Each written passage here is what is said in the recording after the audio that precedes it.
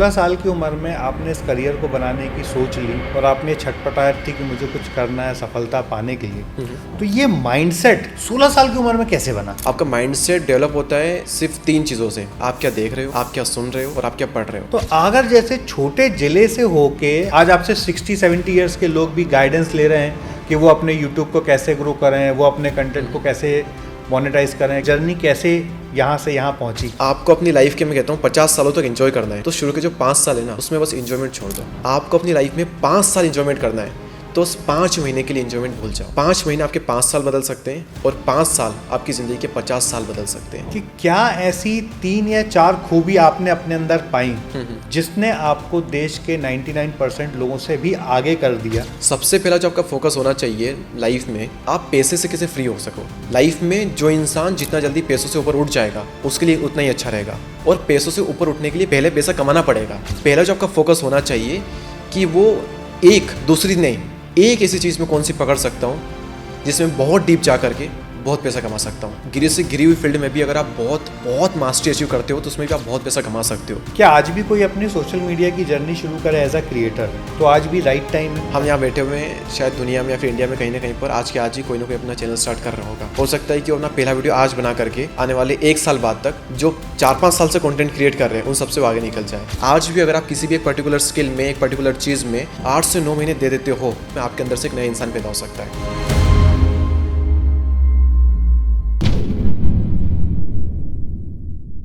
यदि आप सच में अगले 3 से 4 सालों में करोड़पति बनना चाहते हैं बिना किसी बड़े इन्वेस्टमेंट के, तो इस वीडियो को आखिरी तक देखना, क्योंकि इस वीडियो में मैं ऐसी पर्सनालिटी को लेकर आया हूं जिन्होंने 16 साल से अपनी जर्नी शुरू की और 20 साल की उम्र में वो खुद भी करोड़पति बने और आज बहुत सारे लोगों को गाइड कर रहे हैं, इंस्पायर कर रहे हैं और एक बहुत छोटे शहर से निकल के एक बड़े शहर में अपनी पहचान बनाया, नाम बनाया, फेम बनाया। तो आज हम वेलकम करते हैं 50 लाख प्लस सब्सक्राइबर वाले दीपक भाई को, जिनकी रोशनी से पूरा यूट्यूब रोशन हो रहा है। तो दीपक भाई, आपका बहुत बहुत स्वागत है। थैंक यू सर, इतनी energy, thank you so much. सबसे पहले दीपक जी, मैं आपकी शॉर्ट जर्नी जानना चाहूँगा। ओके सर, जर्नी भी शॉर्ट है, मेरी एज भी शॉर्ट है। अभी मैं 22 साल का हूँ, 23 साल का होने वाला हूँ नवंबर में। तो बहुत जल्दी मैंने अपनी जर्नी स्टार्ट कर दी थी, क्योंकि बहुत कम एज में जुनून था कुछ करने का कि कुछ करते हैं। बाकी लोगों से मुझे थोड़ा सा आगे निकलना है, कि आसपास जो लोग हैं इनसे मुझे आगे निकलना है। तो वो जो ज़िद थी, वो जो जुनून था, वो अंदर ही अंदर पलप रहा था और अंदर अंदर तंग कर रहा था कि कुछ करना, लेकिन क्या करना समझ नहीं आ रहा। तो जब इंसान अपने आप से बार बार क्वेश्चन करता है कि यार कुछ करना है, तो उसके अंदर से कहीं ना कहीं कुछ ना कुछ निकल करके आता है। हर इंसान की लाइफ में एक ऐसा मोमेंट आता है। मैंने अपनी पहली बुक अनलॉकिंग ग्रेटनेस के पहले चैप्टर में पहले पेज पे ये लाइन मेंशन की हुई है कि हर इंसान की लाइफ में एक ऐसा मोमेंट आता है जब उसे लगता है कि यार मैं अपनी लाइफ में ये क्या कर रहा हूँ, मुझे अपनी लाइफ में कुछ बड़ा करना है। मैं इन सब फालतू कामों के लिए नहीं जन्मा हूँ, मुझे कुछ बहुत बड़ा करना है। और वो मोमेंट होता है जब हर एक की ज़िंदगी में महानता दस्तक देती है। कुछ लोग पहचान लेते हैं, कुछ लोग नहीं पहचान पाते हैं। कुछ लोग की लाइफ में बहुत जल्दी वो चीज़ आ जाती है और कुछ लोगों की लाइफ में बहुत लेट आती है। आती सबकी लाइफ में, बस कौन उसे पहचान रहा है, कौन उसे नहीं पहचान पा रहा है। और मैं कहता हूँ हर एक की लाइफ में वो अलग अलग स्टेजेस में आती है। हर किसी की लाइफ में जल्दी आती है, वो लेट भी आती है, बस पहचानने की ज़रूरत है। तो मैंने उसी वक्त उसे पहचान ली और मुझे लग गया था कि यहाँ पे महान बनने का अवसर है, क्योंकि वो जो दस्तक दी उस फीलिंग ने, वो फिर शायद कभी ना आए, और वो एज कभी ना आए, वो एनर्जी कभी ना आए। तो वहाँ से मैंने स्टार्ट कर दिया। स्कूल के साथ साथ मैंने अपनी जर्नी स्टार्ट की, मुझे क्या करना है। जवाब मिला कि ऑनलाइन अर्निंग करते हैं। अभी क्या कर सकते हैं, सिर्फ वही एक ज़रिया है। बिज़नेस नहीं कर सकते, जॉब नहीं कर सकते, किसी चीज़ के लिए एलिजिबल है नहीं हम, तो ऑनलाइन अर्निंग हम कर सकते हैं। ऑनलाइन अर्निंग के लिए कुछ फालतू ऐप्स देखी, उनको 4-5 दिन यूज़ किया, हटाया। फिर मुझे लगा यूट्यूब एक ऐसी चीज़ है जिसके बारे में मैं काफ़ी टाइम से सोच रहा था, और वहाँ से मुझे अपनी जर्नी स्टार्ट करनी चाहिए और यूट्यूब पर मुझे काम करना चाहिए। पैसे भी कमाऊँगा और खुश भी रहूँगा। तो वहाँ से सोचा, और टू बी ऑनेस्ट अगर मुझे पता चलता कि यूट्यूब इतना टफ है तो मैं कभी नहीं आता। जो मैं सोच कर आया था कि यूट्यूब पे वीडियो डालेंगे, इजीली व्यूज़ आएंगे, अकाउंट ऐड करेंगे और पैसे अपने अकाउंट में आएंगे और ज़िंदगी टनाटन चलेगी, ये सोच कर आया था। फिर बहुत चीज़ें हुई, बहुत स्ट्रगल हुआ, और मैंने अपने वीडियो में एक्सप्लेन भी किया हुआ सारी चीज़ें। लेकिन बहुत चीज़ें हुई, मैंने स्टार्ट किया अपना यूट्यूब चैनल, अलग अलग टॉपिक ट्राई किए, थोड़ी सी नीश चेंज की, और कुछ चीज़ समझ में आई, बहुत सारी मुश्किलें आई, तो सबको ओवरकम किया, सबसे टैकल किया। बहुत मेहनत करने के बाद में लगभग 9 से 10 महीने, जितना एक बंदा जॉब करता है 9 to 5, उससे भी ज़्यादा मैंने मेहनत की बिना एक भी रुपये के, शुरू के 9 महीने में। और इस स्ट्रगल के साथ में की, इतने तानों के साथ में की, इतने प्रेशर के साथ में की, इतनी एंजाइटी, इतना स्ट्रेस, और मतलब मुझे अलग अलग तरह की बीमारियाँ तक हो गई थी स्ट्रेस की वजह से उस टाइम पे। सब कुछ मैं सहा मैंने, और फिर 9 महीने के बाद जब इनकम स्टार्ट हुई, तो मैंने जितने भी मेरे आसपास लोग जॉब कर रहे थे उन सबसे ज़्यादा पहली इनकम अपनी मैंने की थी। वाह। तो ये मेरी शॉर्ट में जर्नी रही है सर। स्ट्रगल वाला जो पार्ट है वो लोग यूट्यूब पे जा करके चेक कर सकते हैं वो। तो ये मेरी मुझे शॉर्ट वो में जर्नी रही जो है। आपके स्ट्रगल वाले वीडियो की लिंक भी दीजिएगा, श्योर सर। तो वो भी मैं हाँ। डिस्क्रिप्शन में ज़रूर जी मेंशन यस कर सर, दूंगा। यूट्यूब पे कोई भी लिखेगा दीपक दहिया जर्नी लाइफ स्टोरी, तो आपको एक वीडियो मिलेगा जो कि 40 मिनट का है। अगर पेशेंस हो तो देख सकते हो। 1 मिलियन उस पर व्यूज़ है, और 10 लाख लोगों में से एक भी कमेंट ऐसी नहीं है कि इसे देखने के बाद मैं रिग्रेट किया हो, अच्छा वीडियो नहीं था, किसी ने ये नहीं कहा। बहुत बढ़िया। और बहुत लोग रोए भी उस वीडियो को देखकर। वाह। तो दीपक भाई, अभी आप 23 साल के हैं और लगभग 6-7 साल पहले आपने इस जर्नी की शुरुआत की। 7 साल पहले मतलब लगभग 16 साल की उम्र में। यस। तो मैं तो ये सोच भी नहीं पा रहा हूँ कि 16 साल की उम्र में आपने इस करियर को बनाने की सोच ली, और आप में छटपटाहट थी कि मुझे कुछ करना है सफलता पाने के लिए। तो ये माइंडसेट 16 साल की उम्र में कैसे बना? सर, आप बात कर रहे हैं 16 साल की, तो मेरी जर्नी स्टार्ट हुई 16 साल में, लेकिन जो माइंडसेट है वो आप कहेंगे तो मेरा 13-14 साल की उम्र से ही स्टार्ट हो गया था, या फिर ये कहें 12-13 साल से स्टार्ट हो गया था। आपका माइंडसेट डेवलप होता है सिर्फ 3 चीज़ों से। 3 चीज़ के अलावा दुनिया में चौथी कोई चीज़ है ही नहीं कि आपका माइंडसेट, आपके थॉट्स उसके थ्रू आते हो। पहली चीज़ है आप क्या देख रहे हो, आप क्या सुन रहे हो, और आप क्या पढ़ रहे हो। आप क्या देख रहे हो, आप क्या सुन रहे हो, आप क्या पढ़ रहे हो। इन 3 के अलावा कोई चौथी चीज़ ही नहीं है जिसके थ्रू आप अपने माइंड में कोई भी चीज़ डाल सको। मेरा आपसे क्वेश्चन है, आप कुछ ऐसा सोच के बताओ मुझे अभी ऑन द स्पॉट, मैं आपको जो चाहिए सब कुछ दे सकता हूँ। ऑन द स्पॉट 1 करोड़ की शर्त लगानी है, मैं आपको तुरंत दे सकता हूँ। आप कुछ ऐसा सोच के बताओ जो कि ना तो आपने आज तक देखा है, ना जिसके बारे में सुना है, ना जिसके बारे में आज तक आपने पढ़ा है, ना देखा है, ना सुना है, ना पढ़ा है। ऐसा कुछ आप इमेजिन करके बताओ। आप कुछ कलर भी सोचोगे तो उस कलर को आपने कभी ना कभी देखा है। कुछ भी बनाओगे तो उस बेस पे बनाओगे जो कि आपने देखा है, सुना है, जिसके बारे में आपने पढ़ा है। उसके अलावा आप कुछ नहीं कर सकते। तो नहीं यार, कुछ माइंडसेट ऐसा। की जो शुरुआत होती है वह यहाँ से होती है। थॉट्स की शुरुआत यहाँ से होती है। थॉट्स से बनती है आपकी थिंकिंग। थिंकिंग जो है वो एक्शन को लीड करती है, और एक्शन जो है वो सक्सेस को लीड करती है। तो सारा जो खेल है वो है माइंडसेट का, जैसे कि आपने अच्छा क्वेश्चन किया। और माइंडसेट जो है वो इन 3 चीज़ों से बनता है। मेरा जो माइंडसेट था वो 12-13 साल की उम्र से ही संदीप माहेश्वरी सर की वीडियो देखने में लग गया।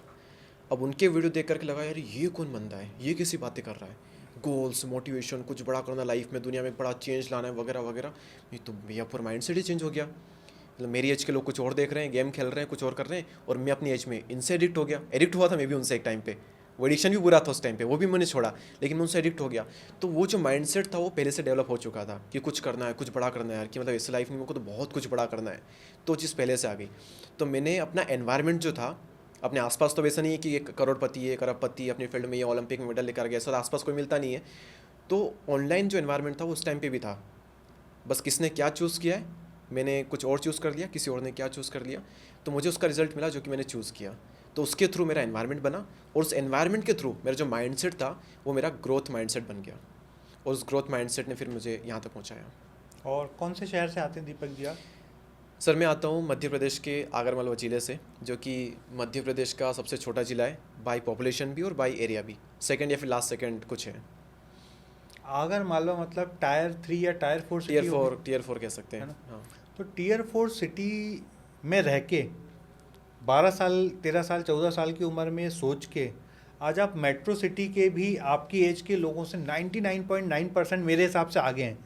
क्योंकि मैं बहुत सारे यूथ से मिलता हूँ, बहुत सारे यूथ से उनके करियर के बारे में बात करता हूँ। तो जो माइंडसेट आपका 22 साल की उम्र में वो माइंडसेट मैं आज 60 इयर्स के लोगों में भी नहीं देखता हूँ।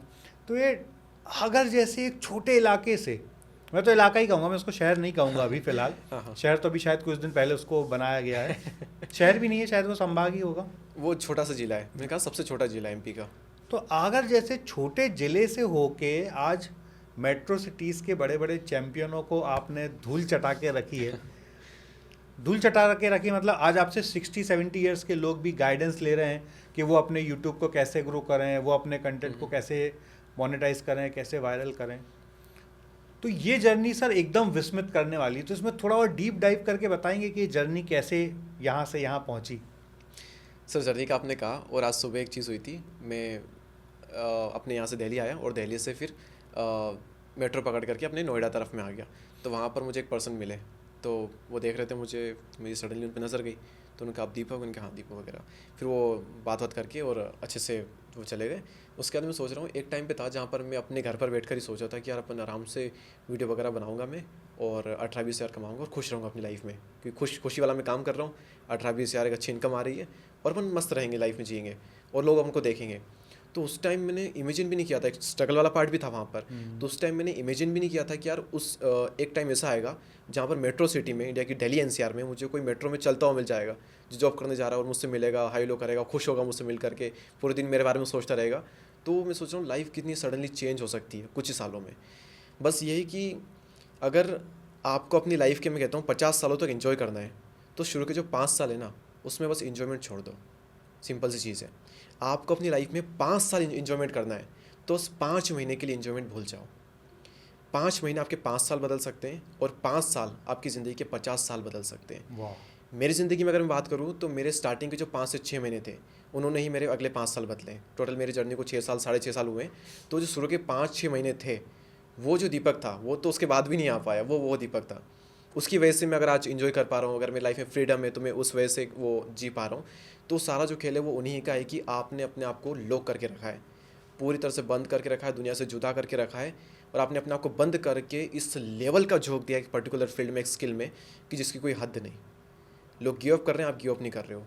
आपके कॉम्पिटिटर जो है आपसे जो आगे थे, वो लोग तक गिव अप कर रहे हैं, लेकिन आप गिव अप नहीं कर रहे हो। आपके माइंड पे टॉर्चर हो रहा है, आपको स्ट्रेस हो रहा है, आपको एंजाइटी हो रही है, आपको डिप्रेशन हो रहा है, आपका मन नहीं लग रहा है, आपको लोग सपोर्ट नहीं कर रहे हैं, आपका चीज़ें साथ नहीं दे रही है, लेकिन फिर भी आप गिव अप नहीं कर रहे हो।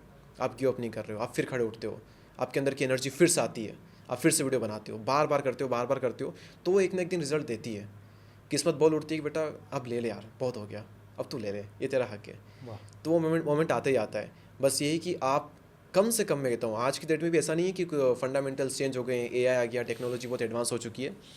आज की डेट में भी जो फंडामेंटल है सर सेम ही है। ग्रोथ के फंडामेंटल आप देखो, चाहे सोशल मीडिया पे देखो, लाइफ में देखो, सारे फंडामेंटल सेम ही है। बस वही कि आप क्या तैयार हो उन चीज़ों, जरिए बदल गए। हाँ बस जरिए बदल गए, वो फंडामेंटल वही है। आज भी अगर आप किसी भी एक पर्टिकुलर स्किल में, एक पर्टिकुलर चीज़ में 9 महीने, 8 से 9 महीने दे देते हो, जैसे 9 महीने में बच्चा पैदा हो जाता है, उसी तरह से 9 महीने में आपके अंदर से एक नया इंसान पैदा हो सकता है। बस अब माँ उस 9 महीने में किस तरह से उस बच्चों को पेट के अंदर भी पालती है, कितना रख रखाव करती है, मेडिकल चेकअप होते हैं, मेडिसिन ली जाती है, न्यूट्रिशन लिए जाते हैं, तो उसी तरह से आप अपने आप का रखाव तो करो एक बार 9 महीने के लिए। एक नया इंसान ना निकले तो सर नाम बदल दूँ मैं, मेरे अंदर से 6 महीने में निकल गया था, मैं आपको 3 महीने एक्सटेंशन दे रहा हूँ। 9 महीने का पेशेंस, हाँ, और फिर जो दर्द माँ को होता है हाँ, वो दर्द सहने की आप में बस क्षमता। बस बस बस ये बस, 2 चीज़ यदि आपने बस। डेवलप कर ली तो आप नया इंसान हाँ अपने बस बस, अंदर। इसे हम कह सकते हैं कि how to start new life, how to restart your life, तो इस तरह से हो सकती है। वाह, वंडरफुल। दीपक जी, एक वीडियो भी मैंने आपका कहीं देखा था जिसमें आप बोल रहे थे 6 महीने अपने आप को बंद कर लो और पूरा झोंक दो। उसको भी थोड़ा डिटेल में समझाइए ना, उसमें आप क्या समझाना चाह रहे थे? सर वैसे तो देखो कई सारे फैक्टर्स हो सकते हैं कि 6 महीने में आप ये भी करो, बुक भी पढ़ो, जर्नलिंग भी करो, मेडिटेशन भी करो, एक्सरसाइज करो, ऐसी बहुत सारी चीज़ें हो सकती है जो कि सेल्फ हेल्प में काफ़ी प्रचलित भी है। लेकिन सबसे पहला जो आपका फोकस होना चाहिए लाइफ में, अर्ली एज में, वो आप अध्यात्म छोड़ दो, बाकी चीज़ें छोड़ दो, स्पिरिचुअलिटी, मेडिटेशन, बाकी सारी चीज़ छोड़ करके सबसे पहले आप फोकस करो कि आप पैसे से कैसे फ्री हो सको। लाइफ में जो इंसान जितना जल्दी पैसों से ऊपर उठ जाएगा उसके लिए उतना ही अच्छा रहेगा, और पैसों से ऊपर उठने के लिए पहले पैसा कमाना पड़ेगा। पैसा कमाए बिना पैसों से ऊपर उठ नहीं सकते, और जब तक पैसों से आप ऊपर उठोगे नहीं, आप किसी भी चीज़ में मास्टरी अचीव नहीं कर पाओगे, किसी फील्ड में फोकस नहीं कर पाओगे। कि आप सोचो कि यार मैं तो मेडिटेशन करूंगा, लाइफ में सिद्धि हासिल करूंगा, आप नहीं कर पाओगे। आप बैठोगे ऐसे करने के लिए, आपको अगले महीने रेंट देना, उसकी टेंशन हो जाएगी, आपको टेंशन होगी कि यार मेरा अपने इस चीज़ का खर्चा कैसे मैं चलाऊंगा, आप नहीं कर सकते। जब तक आप इस चीज़ से फ्री नहीं होगे, आपकी लाइफ के सारे जो एस्पेक्ट उन पर असर पड़ेगा। वो आपके रिलेशनशिप पे पड़ेगा, आपकी मेंटल हेल्थ पर पड़ेगा, मेंटल हेल्थ से आपकी फिजिकल हेल्थ पर पड़ेगा, और सब दूर से इफेक्ट पड़ेगा। तो सबसे पहले आपका फोकस यही होना चाहिए कि मैं फाइनेंशियली कैसे एक स्टेबल लाइफ जी सकता हूँ, फाइनेंशियली कैसे मैं फ्री हो सकता हूँ। जितना जल्दी आपने ये चीज़ सॉल्व कर ली उतना अच्छा है आपके लिए। तो सबसे पहले जो आपका फोकस है वो इसी चीज़ पे होना चाहिए कि मैं फाइनेंशियली किस तरह से अपनी लाइफ में स्टेबल रहूँ। तो पहला जो आपका फोकस होना चाहिए कि वो एक दूसरी नहीं, एक ऐसी चीज़ में कौन सी पकड़ सकता हूँ जिसमें बहुत डीप जा करके बहुत पैसा कमा सकता हूँ। सिंपल सा क्वेश्चन आपको अपने आप से करना है। मतलब कोई भी एक स्किल को 6 महीने झोंक के मास्टरी कर लो, बस अपने थॉट्स को मास्टरी कर लो, बस, और फिर उसको धीरे धीरे प्रैक्टिस करके एक्सेल कर लो। एग्जैक्टली बराबर। एग्जैक्टली, मतलब गिरे से गिरी हुई फील्ड में भी अगर आप बहुत बहुत मास्टरी अचीव करते हो तो उसमें भी आप बहुत पैसा कमा सकते हो। बहुत लोग होते हैं जो कि बिज़नेस में भी ज़्यादा नहीं कमा पाते, कुछ लोग होते हैं जो कि गिरी से गिरी जॉब में भी इस लेवल पर होते हैं कि बहुत पैसा कमा लेते हैं। ऐसी छोटी से छोटी स्केल में बहुत लोग बहुत पैसा कमा पाते हैं। कि मान लो एक बिजनेसमैन है, अब कई सारे बिजनेसमैन आपने देखो, बिजनेस नाम तो बड़ा लगता है बिजनेस, धंधा, व्यापार, लेकिन 5-5 साल तक वो लॉस में रहते हैं। पहले बड़ी पूंजी लगाएंगे कि यार 2-3 लाख लगाए, दुकान लगाई, कोई बिजनेस खड़ा किया, अब उस बिजनेस से पहले तो जो लगाया वो उसकी पूर्ति हो रही है, लोगों को सैलरी दे रहे हैं, वो का सामान आ रहा है, प्रॉफिट एंड लॉस का कोई ठिकाने नहीं है, 5 साल तक वो लॉस में या फिर इक्वल है, ग्रोथ कुछ है नहीं। वहीं पर एक बंदा है जो कि मान लो 8 से 9 महीने दे करके वीडियो एडिटिंग सीखता है। मैं अपनी फील्ड में तो वीडियो एडिटिंग की बात करता हूँ मैं, वो वीडियो एडिटिंग सीखता है, उसने मन लगा करके एडिटिंग की, और मान लो कि 9 महीने तक उसने कुछ भी नहीं कमाया, जैसे मैंने कुछ नहीं कमाया था, तो 9 महीनों तक अगर उसने कुछ भी नहीं कमाया और 10वें महीने से भी वो अपना काम स्टार्ट करता है, और वो बहुत, मैं मानता हूँ कि 9 महीने में कोई भी इंसान एक बहुत ही प्राइम लेवल की वीडियो एडिटिंग सीख सकता है अगर वो दिल से चाहे तो, क्योंकि सारे सोर्सेस अवेलेबल है, अगर वो सीख सकता है। तो आप नहीं करते भी बहुत अच्छा वीडियो अगर एडिट करते हो किसी के लिए, तो 500 से तो 1000 रुपये तक पर मिनट भी आप चार्ज कर सकते हो, पर मिनट भी। और कोई क्रिएटर अगर मिनट के एडिट में लगभग कितना समय लगता है एक एक्सेल होने के बाद?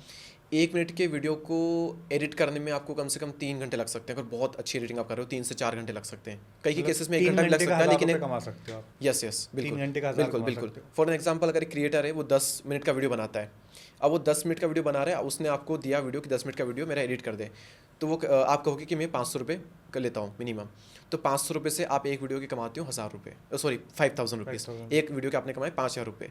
अगर वो महीने में ऐसी 10 वीडियो आपने एडिट कर ली तो आप महीने के 50,000 कमा लेते हो। अगर आपने अपनी स्किल को और ज़्यादा अपग्रेड किया, मार्केट में 2,500 3,000 पर मिनट लेने वाले भी हैं और देने वाले भी हैं, दोनों हैं।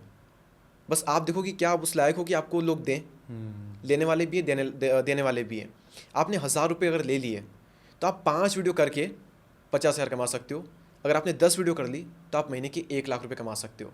तो अगर इंडिया में आप 1 लाख रुपये कमाते हो महीने के, तो आप टॉप 3% में आ जाते हो। टॉप 3% में, यानी महीने आपने 9 महीने काम किया पूरी शिद्दत से, उसके बाद में मानता हूँ 4-5 महीने आपने कम रेट में ही काम किया सीखने के लिए, उसके बाद में आप 1000 रुपये पर मिनट चार्ज करते हो वीडियो एडिटिंग के लिए, और आप 10 वीडियो भी कर लेते हो 10 मिनट के, सॉरी 10 मिनट, तो आप 10 मिनट के 10 वीडियो भी कर लेते हो, तो आप 1 लाख रुपये महीने कमा लेते हो 9 महीने किसी स्किल में दे करके। और ये जस्ट एक एग्जांपल था सर। ऐसी इतनी कमाल की स्किल आ चुकी है आज की डेट में, AI आ चुका है, अगर करने वाला हो ना तो 5-5 लाख भी कमा सकता है महीने के, सिर्फ 1 साल में अच्छे से मेहनत करके। बस वही लोग मेहनत नहीं करना चाहते हैं। लोग कहते हैं कि मुझे काम नहीं मिल रहा, मुझे काम की कमी है। नहीं, तुझे स्किल की कमी है। ये क्वेश्चन जिसने चेंज कर दिया उसकी लाइफ चेंज हो जाएगी। चेंज योर क्वेश्चन, अपने आप से ये सवाल पूछना शुरू कर दिया कि मेरे अंदर जिस स्किल की कमी है, मेरे अंदर जो हॉबी है या मेरे अंदर जो पैशन है, मैं उस पैशन के अराउंड कोई स्किल ढूंढूं और फिर उस स्किल में 12 से 15 महीने झोंक दूं। बस कुछ महीने सीखने में झोंक दूं और कुछ महीने एज अ इंटर्न काम करने में झोंक दूं। एग्जैक्टली, मतलब कम पैसे में भी मिल रहा है तो काम लेना शुरू करो। बिल्कुल। और जब आप मास्टरी कर लो फिर आप अपने मन का पैसा चार्ज करो। दुनिया देने के लिए घूमती है आपको। बिल्कुल। मैं तो आपको बहुत करीब से जानता हूँ, तो जानता हूँ कि देश विदेश के लोग आपको भी पैसे देने घूमते हैं। और आप हमेशा मुझसे बोल देते हो चित्रेश भैया अभी टाइम नहीं है, अगले महीने इसका प्रोजेक्ट स्टार्ट करेंगे, अगले महीने स्टार्ट करेंगे। तो क्रिएटर में सर मैं भी मतलब अपने नॉन में देखता हूँ कि वो इंस्टा पे स्टोरी लगाते हैं कि हमें एडिटर की ज़रूरत है, और वो इतना फ्रस्ट्रेट हो जाते हैं, वो रिपीट में फिर से स्टोरी डालते हैं कि मैंने अभी डाली स्टोरी कि एडिटर्स की हमें ज़रूरत है। इतने फॉर्म्स आए, इतने लोगों ने पोर्टफोलियो शेयर किया अपना, लेकिन अनफॉर्चुनेटली इंडिया में बहुत स्किल्ड लोगों की बहुत कमी है। अभी लोगों के अंदर स्किल नहीं है। मतलब उनको कम से कम 350 पोर्टफोलियो आए, 350 फॉर्म फिलअप हुए, 350 में से एक बंदा भी लायक नहीं मिला। सोचो इतनी कमी है। और मैंने इंस्टा पे ज़्यादा लोगों को नहीं, 300 लोगों को फॉलो कर रखा है। उन 300 में से कम 100 से 150 क्रिएटर्स हैं जो कि मेरे नॉन में अच्छे। वो उन 300 में से डेली कोई ना कोई एक स्टोरी लगाता है कि हमें एडिटर की ज़रूरत है, हमें थंबनेल डिज़ाइनर की ज़रूरत है, हमें इस चीज़ की ज़रूरत है, हमें उस चीज़ की ज़रूरत है। उनको मिल ही नहीं रहे। तो 140 करोड़ की पॉपुलेशन में हम कर क्या रहे हैं? मतलब आपके खुद 50 लाख के आसपास सब्सक्राइबर हैं, है ना? हाँ। और आपकी जो सर्किल होगा वो सब भी 50 लाख 60 लाख 1 करोड़ वाले ही होंगे। सब तरह के, यस सर, जिनको आप फॉलो करते हो तो आपसे ज़्यादा ही वाले होंगे। हाँ। ऐसा इंसानी फितरत होती है। यस। मतलब देश के ऑलमोस्ट टॉप क्रिएटर्स के पास भी टॉप रिसोर्सेज नहीं है, टॉप स्किल्स वाले लोग नहीं है। नहीं है सर, नहीं है। वाओ, मतलब कितना बड़ा चंक अभी है। बिल्कुल। ग्रेट। बहुत बड़ा है, बहुत ही बड़ा है। मतलब हम खुद ढूंढते हैं एडिटर सर, हमको खुद को ज़रूरत होती है, हमारे क्लाइंट्स को नीड होती है, हमारे जो नॉन फ्रेंड्स होते हैं वो पूछते हैं कि यार प्लीज़ कोई एडिटर हो तो प्लीज़ हमें दिला दे, हमारे यहाँ भेज दे, उसका रहना खाना सब फ्री कर देंगे, उसको सैलरी दे देंगे, उसको जो चाहिए दे देंगे, पर प्लीज़ भेज दें कि हमारे पास भी नहीं है, हमको भी नहीं मिल रहा है। और ये हर फील्ड में सर, इस फील्ड में नहीं, हर फील्ड में ये चीज़ हो रही है। हाँ, मतलब ये एक फील्ड की हम बात कर रहे हैं, ऐसा हर एक फील्ड ऐसा में। हर फील्ड में हो रहा है। लोग ना अपने ऊपर काम नहीं कर रहे, अदरवाइज बहुत अपॉर्चुनिटी है, बहुत पैसा है इस दुनिया में। आप कमाने के लिए आओ तो सही, अपने ऊपर काम करो तो सही।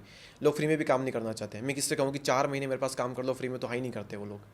मैं उनको कहता हूँ मैंने 9 महीने 0 रुपये के साथ में काम किया है, और ना सिर्फ फ्री में काम किया बल्कि एडिशनली कितनी चीज़ें झेली उसके साथ साथ। मैंने स्ट्रेस झेला, मैंने प्रेशर झेला। मैं 12th क्लास में था, मैंने फैमिली का प्रेशर झेला। 12th क्लास थी तो ट्यूशन मैंने की, स्कूल मैंने किया, उसके सबके बावजूद मैंने ग्रो किया। तो मैंने 9 महीनों तक बिना पैसों के काम किया। आप 4 महीने रेडी नहीं है, 2 महीने रेडी नहीं बिना पैसों के काम करने के। आप कितना सीखोगे? हर इंसान को मैं कहता हूँ कि अगर आप फ्री में काम कर सकते हो तो प्लीज़ डू दैट, प्लीज़ करो उस काम को।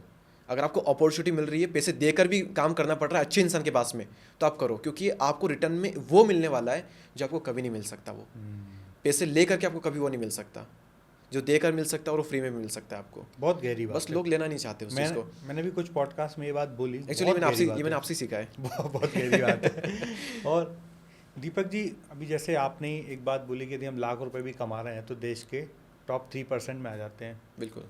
तो मुझे लगता है आप तो देश के 99% से ऊपर पहुंच चुके हैं, आसपास ही होंगे। एक्चुअली इंडिया में ऐसा ना कि आप बहुत इजीली पहुंच जाते हो। आप छोटा मोटा अमाउंट भी कमाते हो तो इंडिया में ऐसी हालत है कि आप बहुत इजीली 1% में, 0.1% में पहुंच जाते हो। वर्ल्ड वाइड हम देखो तो फिर हम काफ़ी पीछे आ जाते हैं, लेकिन इंडिया की सिचुएशन ही कुछ ऐसी है कि हम बहुत जल्दी उसमें आ जाते हैं। तो मैं इसमें ये समझना चाहता हूँ कि क्या ऐसी 3 या 4 खूबी आपने अपने अंदर पाई जिसने आपको देश के 99% लोगों से भी आगे कर दिया? आज आपको ना नाम की कमी है, ना आपके पास फेम की कमी है, ना आपके पास रिस्पेक्ट की कमी है, ना आपके पास पैसा नहीं, सॉरी, ना आपके पास दौलत की कमी है। आज आप पैसिवली इनकम अर्न कर रहे हैं। आज आप बड़े बड़े यूट्यूबर्स को, बड़े बड़े इन्फ्लुएंसर्स को आप ट्रेनिंग दे रहे हैं कि उनको अपना इंस्टाग्राम कैसे ग्रो करना है, उनको अपना यूट्यूब कैसे ग्रो करना है। आप अपनी से एज से कई गुना ज़्यादा बड़े लोगों को भी ट्रेनिंग दे रहे हैं। तो मेरा सवाल इसमें यह है कि कौन सी ऐसी 4-5 खूबियाँ आपको अपने अंदर आज मालूम पड़ती हैं जिसके कारण आप ये 99% लोगों को लीड कर पाए? देखो, पहली चीज़ तो सर मैं आपको बता देता हूँ। आप मेरा ये फ़ोन लो और आप एक बार ये ऐप्स का आइकॉन है, आप ये ऐप्स को स्क्रॉल करते जाओ साइड में, और आप देखो इसमें एक गेम मिलेगा आपको। कितने गेम्स है और कौन सा गेम है? हाँ, बिजनेस। एक ही गेम दिखा, बिजनेस। मेरे इसमें एक गेम है, वो गेम है बिजनेस। वाह। तो क्या ये एक ही खूबी थी? नहीं ये खूबी नहीं थी, पर ये एक खूबी है जो पहले भी थी, अभी भी है। मैंने वो फिर से पहले आता हूँ मैं अपने जो पॉडकास्ट में पहले बात कर रहे थे कि आपका जो एनवायरनमेंट है वो आपकी लाइफ शेप करता है। पर सर ये बात मैं हजम नहीं कर पा रहा हूँ, क्योंकि आप आगर सिटी से हो और आगर में मैं आपके अलावा किसी दूसरे इन्फ्लुएंसर को नहीं जानता हूँ, और आगर में कोई ऐसे उद्योगपति भी नहीं रहते हैं कि टाटा, अंबानी, बिरला, अडानी वहाँ रहते हों। तो ये माहौल बना कैसे? मैं इसी बात को समझना चाहता हूँ, इसलिए सवाल मैंने वापस पूछा। सर ऐसा है कि ऐसा भी नहीं है कि वो चीज़ मेरे अंदर थी, मेरे अंदर टैलेंट है। जब मैं अपने सिटी में, अपने आसपास कई कई अलग अलग जगहों पर जाता हूँ, वहाँ पर देखता हूँ तो वहाँ पर टैलेंट की खान भरी पड़ी है। छोटी छोटी सिटीज़ में मैं देखता हूँ, एटलीस्ट मेट्रो सिटी में लोगों के अंदर वो ज्ञान नहीं है, वो क्या कहें उससे, वो भूख बुद्धि भी नहीं है। भूख तो अलग चीज़ हो गई, बुद्धि भी नहीं है लोगों के अंदर, जो लोकल के लोगों में है। क्योंकि वहाँ वो जिस नेचर में रह रहे हैं, वो नेचर इन्होंने ब्लेस किया हुआ है उस बुद्धि से। लेकिन एक चीज़ आ रही है, वहाँ पर उनके पास में गाइडेंस नहीं सही, अवेयरनेस नहीं है, गाइडेंस नहीं है। उसके बाद में वो खुद भी पेन को सहना नहीं चाहते, वो दर्द को नहीं सहना चाह रहे कुछ लोग, वरना उनको गाइडेंस कहीं, क्योंकि मुझे भी गाइडेंस नहीं मिला था ना। मैं चाह रहा था बार बार कि यार कोई काश कोई आ जाए जो कि मुझे सब सिखा दे कि यार ऐसे मोनेटाइजेशन होगा, ऐसे यूट्यूब ग्रो होगा, ऐसा हो जाए, लेकिन मुझे नहीं मिल पाया। लेकिन मेरे अंदर वो पैशन था, वो डिज़ायर की इंटेंसिटी बहुत हाई थी। तो या तो आपको गाइडेंस मिल जाए अच्छा कहीं से भी, किसी भी तरह से, या फिर आपको खुद ही करना पड़ेगा। कोई नहीं आएगा आपकी हेल्प करने के लिए जब तक आप खुद की हेल्प नहीं करोगे, जब तक आप ग्रो नहीं करोगे। तो वहीं पर बात आती है कि आपकी डिज़ायर की इंटेंसिटी कितनी है, आप किस शिद्दत तक ग्रो करना चाहते हो, किस लेवल तक आप जाने को तैयार हो अपने सपने के लिए। बात फिर से वहीं पर आ जाती है। और आपने अपना एनवायरनमेंट किस तरह से शेप किया हुआ है, आपका फिजिकल एनवायरनमेंट, जो आपके आसपास के लोग हैं, क्योंकि आप कोयले की खदान में जाओगे तो आप काले होकर के लौटोगे बिना किसी चीज़ को टच करें। आप परफ्यूम की शॉप पे चले जाओ, आप सुगंधित होकर के लौटोगे। आप किसी भी एनवायरनमेंट में चले जाओ, आप अच्छे होकर उसी के हिसाब से आप ढल करके आते हो। तो आपका फिजिकल एनवायरनमेंट वो सही नहीं है तो आप सही नहीं हो सकते। आपको अंदर से फील ही नहीं आएगी कि यार ये भी ठीक ऐसे कर रहे हैं तो यहीं रहते, क्यों इतना कुछ लाइफ में करना। अदरवाइज आप ऐसी जगह पर चले जाओ बाहर कहीं पर जहाँ पर सारी पैसों की बातें करते हैं, ड्रीम्स की बातें करते हैं, गोल्स की बातें करते हैं कि अब ये करना है, वो करना है, अब ऐसा प्लान करते हैं, वैसा प्लान करते हो। आपको कहीं ना कहीं आएगा कि यार मैं भी कुछ ना कुछ करता हूँ, कुछ ना कुछ एक फील आएगी आपको अंदर से, कहीं ना कहीं से आएगी। तो या तो आप फिजिकल एनवायरनमेंट चेंज कर लो, तुरंत आपको फ़र्क दिखेगा, या फिर आप अपना ऑनलाइन जो एनवायरनमेंट आपका है, जो आप कंज्यूम करते हो, वो आप चेंज कर लो, सब कुछ चेंज हो जाएगा। अब मैंने आपको अपना फ़ोन दिया, ये मेरा ऑनलाइन एनवायरनमेंट है। एक गेम खेलता हूँ मैं, इससे मैं एंटरटेन भी होता हूँ, इससे मैं सीखता भी हूँ। इस बिज़नेस में एक ही चीज़ सीखने को मिली है कि जितना पैसा आप अपने काम में लगाओगे उतना वो ग्रो करेगा। इसमें 6 प्लेयर्स होते हैं, सबको 1000 रुपये मिलते हैं बिज़नेस करने के लिए। हाँ, पहले व्यापार के नाम से आता था। हाँ, उसी तरह से फिर उसके बाद में आप किस तरह से प्रॉपर्टी खरीदते हो, फिर उसमें घर बनाते हो, पैसा लगाते हो, फिर कोई आता है तो आपको पैसे देता है।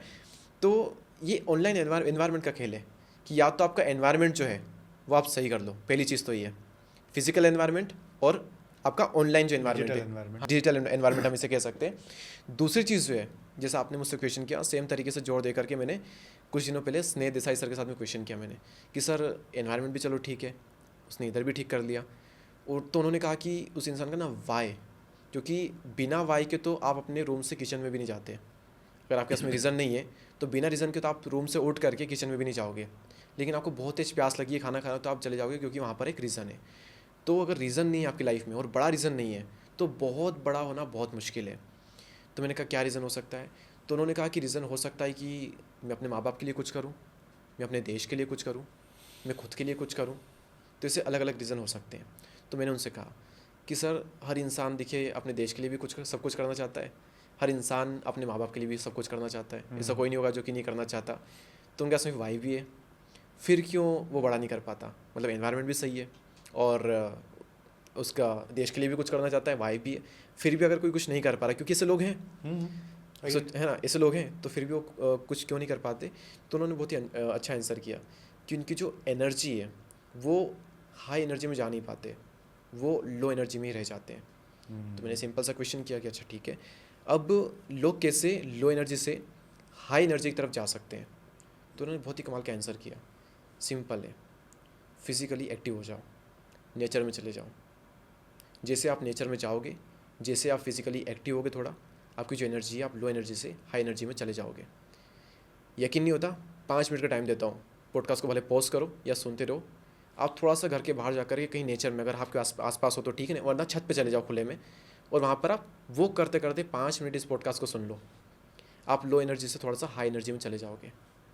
हमने घर से बाहर निकलना बंद कर दिया, हमने फिजिकल एक्टिविटी करना बंद कर दी। पहले लोग गेम खेलते थे, अभी भी गेम खेलते हैं। फ़र्क इतना है कि पहले हम ग्राउंड में खेलते थे, अब हम मोबाइल में खेलते हैं। फ़र्क यहाँ पे आ गया। बैठे बैठे लोग बिना मतलब डिप्रेशन में चले जाते हैं, बिना मतलब उनको एंजाइटी होती, विदाउट एनी रीज़न। रीज़न आ जाएंगे तो मर ही जाएंगे बेचारे। बिना रीज़न के स्ट्रेस होता है, बिना रीज़न के एंजाइटी होती है, वो इसीलिए होती है क्योंकि बैठे बैठे हमने अपनी बॉडी को मार दिया है, हम जिंदा लाश बन गए। तो इंसान लो एनर्जी से हाई एनर्जी की तरफ जा नहीं पा रहा है। अब जब मैंने इस बात को कनेक्ट किया अपनी स्टोरी से, तो जब मैं अपने वीडियोस वगैरह बना रहा था, उस टाइम की बात है, तो मैं अपनी स्कूल में, मेरा स्कूल था अपने घर से 1 किलोमीटर दूर। मैं पैदल जाता था, पैदल आता था। 2 किलोमीटर चलना हुआ सुबह शाम, सुबह और दोपहर में। मेरी ट्यूशन थी वो भी ऑलमोस्ट 1 किलोमीटर दूर थी। मैं पैदल जाता था, पैदल आता था। उसके बाद में जब मैंने स्टार्ट किया था तो 11th के बाद में हमारी गर्मी की छुट्टियाँ लगी थी, तो उस टाइम भी मैं कंटेंट बना रहा था। मेरा सबसे मेन फेस था जो स्टार्टिंग का 6-7 महीने का, उसमें मेरी गर्मी की छुट्टियाँ थी। तो सुबह 5:30 बजे उठ करके मैं जाता था रनिंग पे, गार्डन जाता था, वॉक करता था, एक्सरसाइज करता था, वहाँ पर मेडिटेशन करता था। उसके बाद में बहुत तगड़े तगड़े आइडियाज़ आते थे, स्क्रिप्ट लिखता था, फिर उन स्क्रिप्ट को मैं कन्वर्ट करता वीडियोज़ में। तो मैंने कनेक्ट किया कि हाँ यार, मैं नेचर से जुड़ा हुआ था, मैं फिजिकली बहुत एक्टिव था, तो कहीं ना कहीं पर वो एक हाई एनर्जी वहाँ पर थी। और जब मैं ये चीज़ मेरी बंद हो गई, स्कूल जाना और जब ट्यूशन जाना बंद हो गया, तो फिर मैंने फिजिकल एक्टिविटी को काफ़ी कम कर दिया। तो कहीं ना कहीं पर मेरी जो एनर्जी थी उसमें फ़र्क पड़ा था, और कहीं ना कहीं पर जो पहले जो था वो बाद में नहीं बन पाया मैं। तो उस चीज़ को मैंने कनेक्ट किया। तो इंसान लो एनर्जी से हाई एनर्जी की तरफ जा नहीं पाता, उसकी वजह से उसकी डिज़ायर की इंटेंसिटी बढ़ नहीं पाती, उसके अंदर वो एनर्जी आ नहीं पाती कि अब तो करना ही करना है एनी हाउ सिचुएशन में, वो लड़ने की क्षमता नहीं आ पाती। तो सिंपल सा सोल्यूशन है, अपने आप को एक्टिव करो, फिजिकली थोड़ा एक्टिव हो जाओ, अवेयर रहो। और सबसे मेन चीज़, लोगों को अवेयर रहना पड़ेगा। बहुत टाइम जा चुका है, हर किसी को एक रिग्रेट हो रहा है कि यार मैंने अपना इतना टाइम वेस्ट कर दिया। लोग सर मानने को तैयार नहीं होते कि कोविड को 5 साल हो गए, 6 साल हो गए, है ना। 2019 से 2025 5-6 साल का टाइम गुजर गया और इसे टाइम निकला हम, और यार 5 साल निकल गए। लोग मानने को तैयार नहीं, लोग लगता है अभी 2.5-3 साल पहले की तो बात है, 5 साल निकल चुके हैं। और लोग रिग्रेट है कि यार हमने 5 साल में किया तो किया क्या, कब हम 17-18 साल के थे, कब हम 22-23-24-25 साल के हो गए, पता ही नहीं चला। इतना फास्ट टाइम गुजर रहा है, समझ नहीं आ रहा कि कैसे जा रहा है, हम करें क्या। अवेयर हो जाओ प्लीज़। मैंने अभी रिसेंटली एक वीडियो बनाया, आधा साल बर्बाद। जनवरी में सब हम कहते हैं कि ये करूँगा वो करूँगा, हम सब तरह के वीडियो देखते हैं कि अब साल में ये होगा वो होगा, ये रेजोल्यूशन बनाया, ये गोल बनाया, वैसा वैसा वैसा, कोई कुछ नहीं करता। आधा साल निकल चुका है, अब भी टाइम है, आधा साल बचा हुआ है, 5 महीने बचे हुए हैं। 5 महीने में अगर आप कुछ करते हो, आपके अंदर चेंज दिखना स्टार्ट हो जाएगा। बस यही है कि आप आज कमिट करो और 5 महीने के लिए आप कुछ करने के लिए तैयार हो जाओ। तो इन 5 महीने में भी आप उनसे आगे निकल जाओगे जो कि पूरे साल से कुछ कर रहे थे लेकिन उनकी इंटेंसिटी कम थी। तो आप कमिट करते हो अपने आप से, इन अगले 5 महीने के लिए आप कुछ भी कर सकते हो। बस वही कि आप कमिट करो कि क्या है। तो इसको अगर समराइज़ करना हो तो वही है कि आपका एनवायरनमेंट, उसके बाद में आपका मतलब आपका फिजिकल एनवायरनमेंट और आपका ऑनलाइन डिजिटल एनवायरनमेंट जो है। आपका एनवायरनमेंट एक हो गया, आपका वाई कितना स्ट्रॉन्ग है, कि आप वाई तो है वो कितना स्ट्रॉन्ग भी है, ये भी देखा जाता है कि हाँ देश के लिए कुछ करना चाहता हूँ, किस लेवल तक करना चाहते हो, उसकी इंटेंसिटी क्या है, और उसके बाद में आप किस एनर्जी में हो, अपनी लो एनर्जी से आप हाई एनर्जी में जाओ। तो ये जो 3 पॉइंट है ये मुझे बहुत कमाल के लगे और ये मैंने लोग साथ आज शेयर किया। मतलब एक वर्ड में यदि समराइज करें तो वाई क्लियर करने के बाद उस पर बड़े एक्शन लेने, खाली एक्शन लेने से काम नहीं चलेगा। करेक्ट। बड़े बड़े एक्शन हाँ। लेने पड़ेंगे, फुल डूबना पड़ेगा, फुल टूटना पड़ेगा। और जब तक उसको आप अपने जो भी आपने गोल बनाया, जैसे कि स्वामी विवेकानंद बोलते हैं, जब तक लक्ष्य की प्राप्ति ना हो जाए तब तक रुको मत। करेक्ट। इसको सर इस तरह से भी हम एक्सप्लेन कर सकते हैं कि किसी को प्यास लगी है, वाई है, वो पानी पिएगा, लेकिन कितना स्ट्रॉन्ग वो वाई है, कितनी तेज उसे प्यास लगी है कि बहुत ईजी प्यास है, यहाँ बाद में पी लेंगे। तो पानी उसे पानी मत दो, है ना, उससे पानी मत दो, उसकी प्यास और बढ़ेगी। उसे फ्री पानी मत दो, उसकी प्यास बढ़ेगी। उसे पूरे 1 दिन तक पानी मत दो, उसे 2 दिन तक पानी मत दो। तीसरे दिन वो आपका कत्ल कर देगा लेकिन पानी पी के आएगा। वो वाई इतना स्ट्रॉन्ग हो चुका है, जो कि सिर्फ पानी पीने का जो वाई था वो, उस वाई की इंटेंसिटी कितनी, वाई कितना स्ट्रॉन्ग है आपका। देश के लिए कुछ करना चाहते हो, किस लेवल तक करना चाहते हो, माँ बाप के लिए करना चाहते हो, किस लेवल तक करना चाहते हो, उसकी इंटेंसिटी क्या है। अपने लिए कुछ करना चाहते हो, किस लेवल तक करना चाहते हो। 1 करोड़ कमाना चाहते हो, कितनी शिद्दत आपके अंदर कमाने की, क्यों कमाना चाहते हो, क्या है, कितना स्ट्रॉन्ग वाई है आपका। जितना स्ट्रॉन्ग वाई होगा उतनी स्ट्रॉन्ग आपकी सक्सेस होगी। तो दीपक भाई, मैं खुद एक छोटे शहर से हूँ, जबलपुर शहर से हूँ, आगरा से थोड़ा बड़ा है। हाँ। पर जब मेरी परवरिश हो रही थी, जब मैं छोटा था, तो हमेशा आसपास के लोग बोलते थे बेटा पैसे पेड़ पे नहीं उगते, पैसा कमाना बड़ा मुश्किल है, जितने चादर उतने पैर पैसा पसारो। हाथ का मेल है, पैसा भाई भाई के बीच में दरार डाल देता है। बहुत सारे ऐसे सवाल होते थे। करेक्ट। तो इतने सब तो आपने भी सुने होंगे सवाल, है ना। इतने सारे ऑब्स्टिकल्स वाले सवाल सुनने के बाद भी आप करोड़ों रुपए आज कमा रहे हैं। तो ये करोड़ों कमाने वाला माइंडसेट इतने ऑब्स्टिकल के बाद कैसे बना? देखिए, जब तक आप किसी से प्यार नहीं करोगे तब तक वो चीज़ आपके पास में आएगी नहीं। जब तक आप ये सोचोगे कि पैसा तो हाथ का मेल है, पैसा तो भाई भाई के बीच में दरार डाल देता है, पैसे पेड़ पे नहीं उगते वगैरह वगैरह सुनोगे, पैसों से प्यार नहीं करोगे, तब तक पैसा आपके पास में आएगा नहीं। बचपन में ही होता था कि जब हम कहीं जाते थे तो हमें कई सारी चीज़ों को खरीदने का मन होता था कहीं पर जाते, लेकिन वही प्राइस टैग को देख करके हम उसे अवॉइड कर देते थे, हम नहीं खरीद सकते थे। ऐसा हमारे साथ में यूजुअली होता था, सबके आपके साथ हुआ होगा, मेरे साथ भी हुआ है और सबके साथ होता है। तो वहाँ पर लगता है कि यार एक दिन ऐसा आएगा जब हम तुरंत खरीद लें और बिल्कुल भी टेंशन ना हो। तो उस पॉइंट पे जाके लगा कि यस, पैसा खुशियाँ दे सकता है। सिर्फ पैसे से खुशियाँ मिलती है ये मूर्खता है, लेकिन पैसे से भी बहुत खुशियाँ मिलती है ये बुद्धिमानी है। तो ये बुद्धिमानी मेरे अंदर बहुत पहले आ गई, ये सोच करके कि पैसों से खुशियाँ तो मिलती है, क्योंकि पैसे से हम वो यार हर चीज़ खरीद सकते हैं जिससे खुशियाँ मिलती है, जो मटेरियलिस्टिक चीज़ें होती है। तो यार छोटी मतलब ज़रूरत की चीज़ें खरीदते वक्त भी हमें टेंशन हो रही है, मतलब कहीं ना कहीं पर हम बहुत गिरी हुई कंडीशन में हैं। तो पैसा अगर हमारे पास में है इतना कि कुछ भी हम खरीद रहे हैं जो कि ज़रूरत की चीज़ है, तो हमें टेंशन ना हो, तो इसलिए मुझे पैसा कमाना है। तो पैसा कमाना है तो मैंने पैसे से प्यार किया। मुझे आज भी पैसे से बहुत प्यार है, और जितना लोगों से नहीं उतना ज़्यादा मुझे पैसों से प्यार है। मतलब सब लोग के नहीं, लेकिन मतलब अपने 8-10 लोग को छोड़ करके पैसों से मुझे बहुत प्यार है, इसलिए पैसा आता भी मेरे पास में। तो पैसे से तो पहले आप प्यार करना सीखिए, बिना पैसों से प्यार करे आप इसमें नहीं आ सकते। यही कि इतने आपके माइंडसेट में इतने हाँ, बैरियर तो आपके भी आए हाँ, होंगे, हाँ। बचपन से आपने भी सुना होगा, फिर भी आप करोड़ों की रेस में पहुंच गए।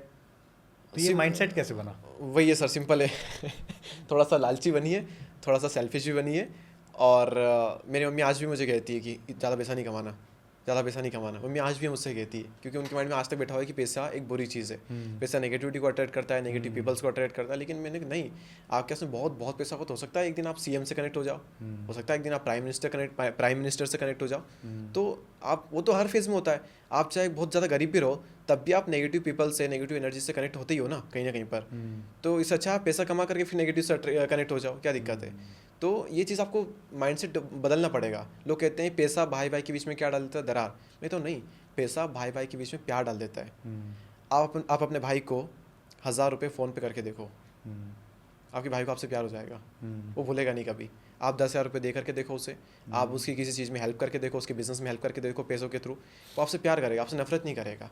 आप अपना सारा पैसा अपने पास दबा करके बैठे हुए हो, किसी को देना नहीं चाहते, सारा पैसा खुद खा कर मरना चाहते हो, तो फिर पैसा आपके बीच में दरार डालता है। तो पैसे से प्यार करो, मेंटेलिटी बदलो, पैसा बहुत आएगा। वाह, बहुत बढ़िया। दीपक भाई, इस उम्र में, जिस उम्र में आप नाम भी कमाया, पैसा भी कमाया, इज्जत भी कमाई, शोहरत भी कमाई, इस उम्र तक आज के बच्चे डिसीजन ही नहीं ले पाते उनको लाइफ में करना क्या है। तो ये डिसीजन मेकिंग पावर कैसे बढ़ाया जाए? आप क्योंकि उसी उम्र के हैं जिस उम्र की मैं बात कर रहा हूँ, ओके। तो उस उम्र के बच्चों को डिसीजन मेकिंग बढ़ाने के लिए क्या क्या प्रैक्टिसेस करना चाहिए?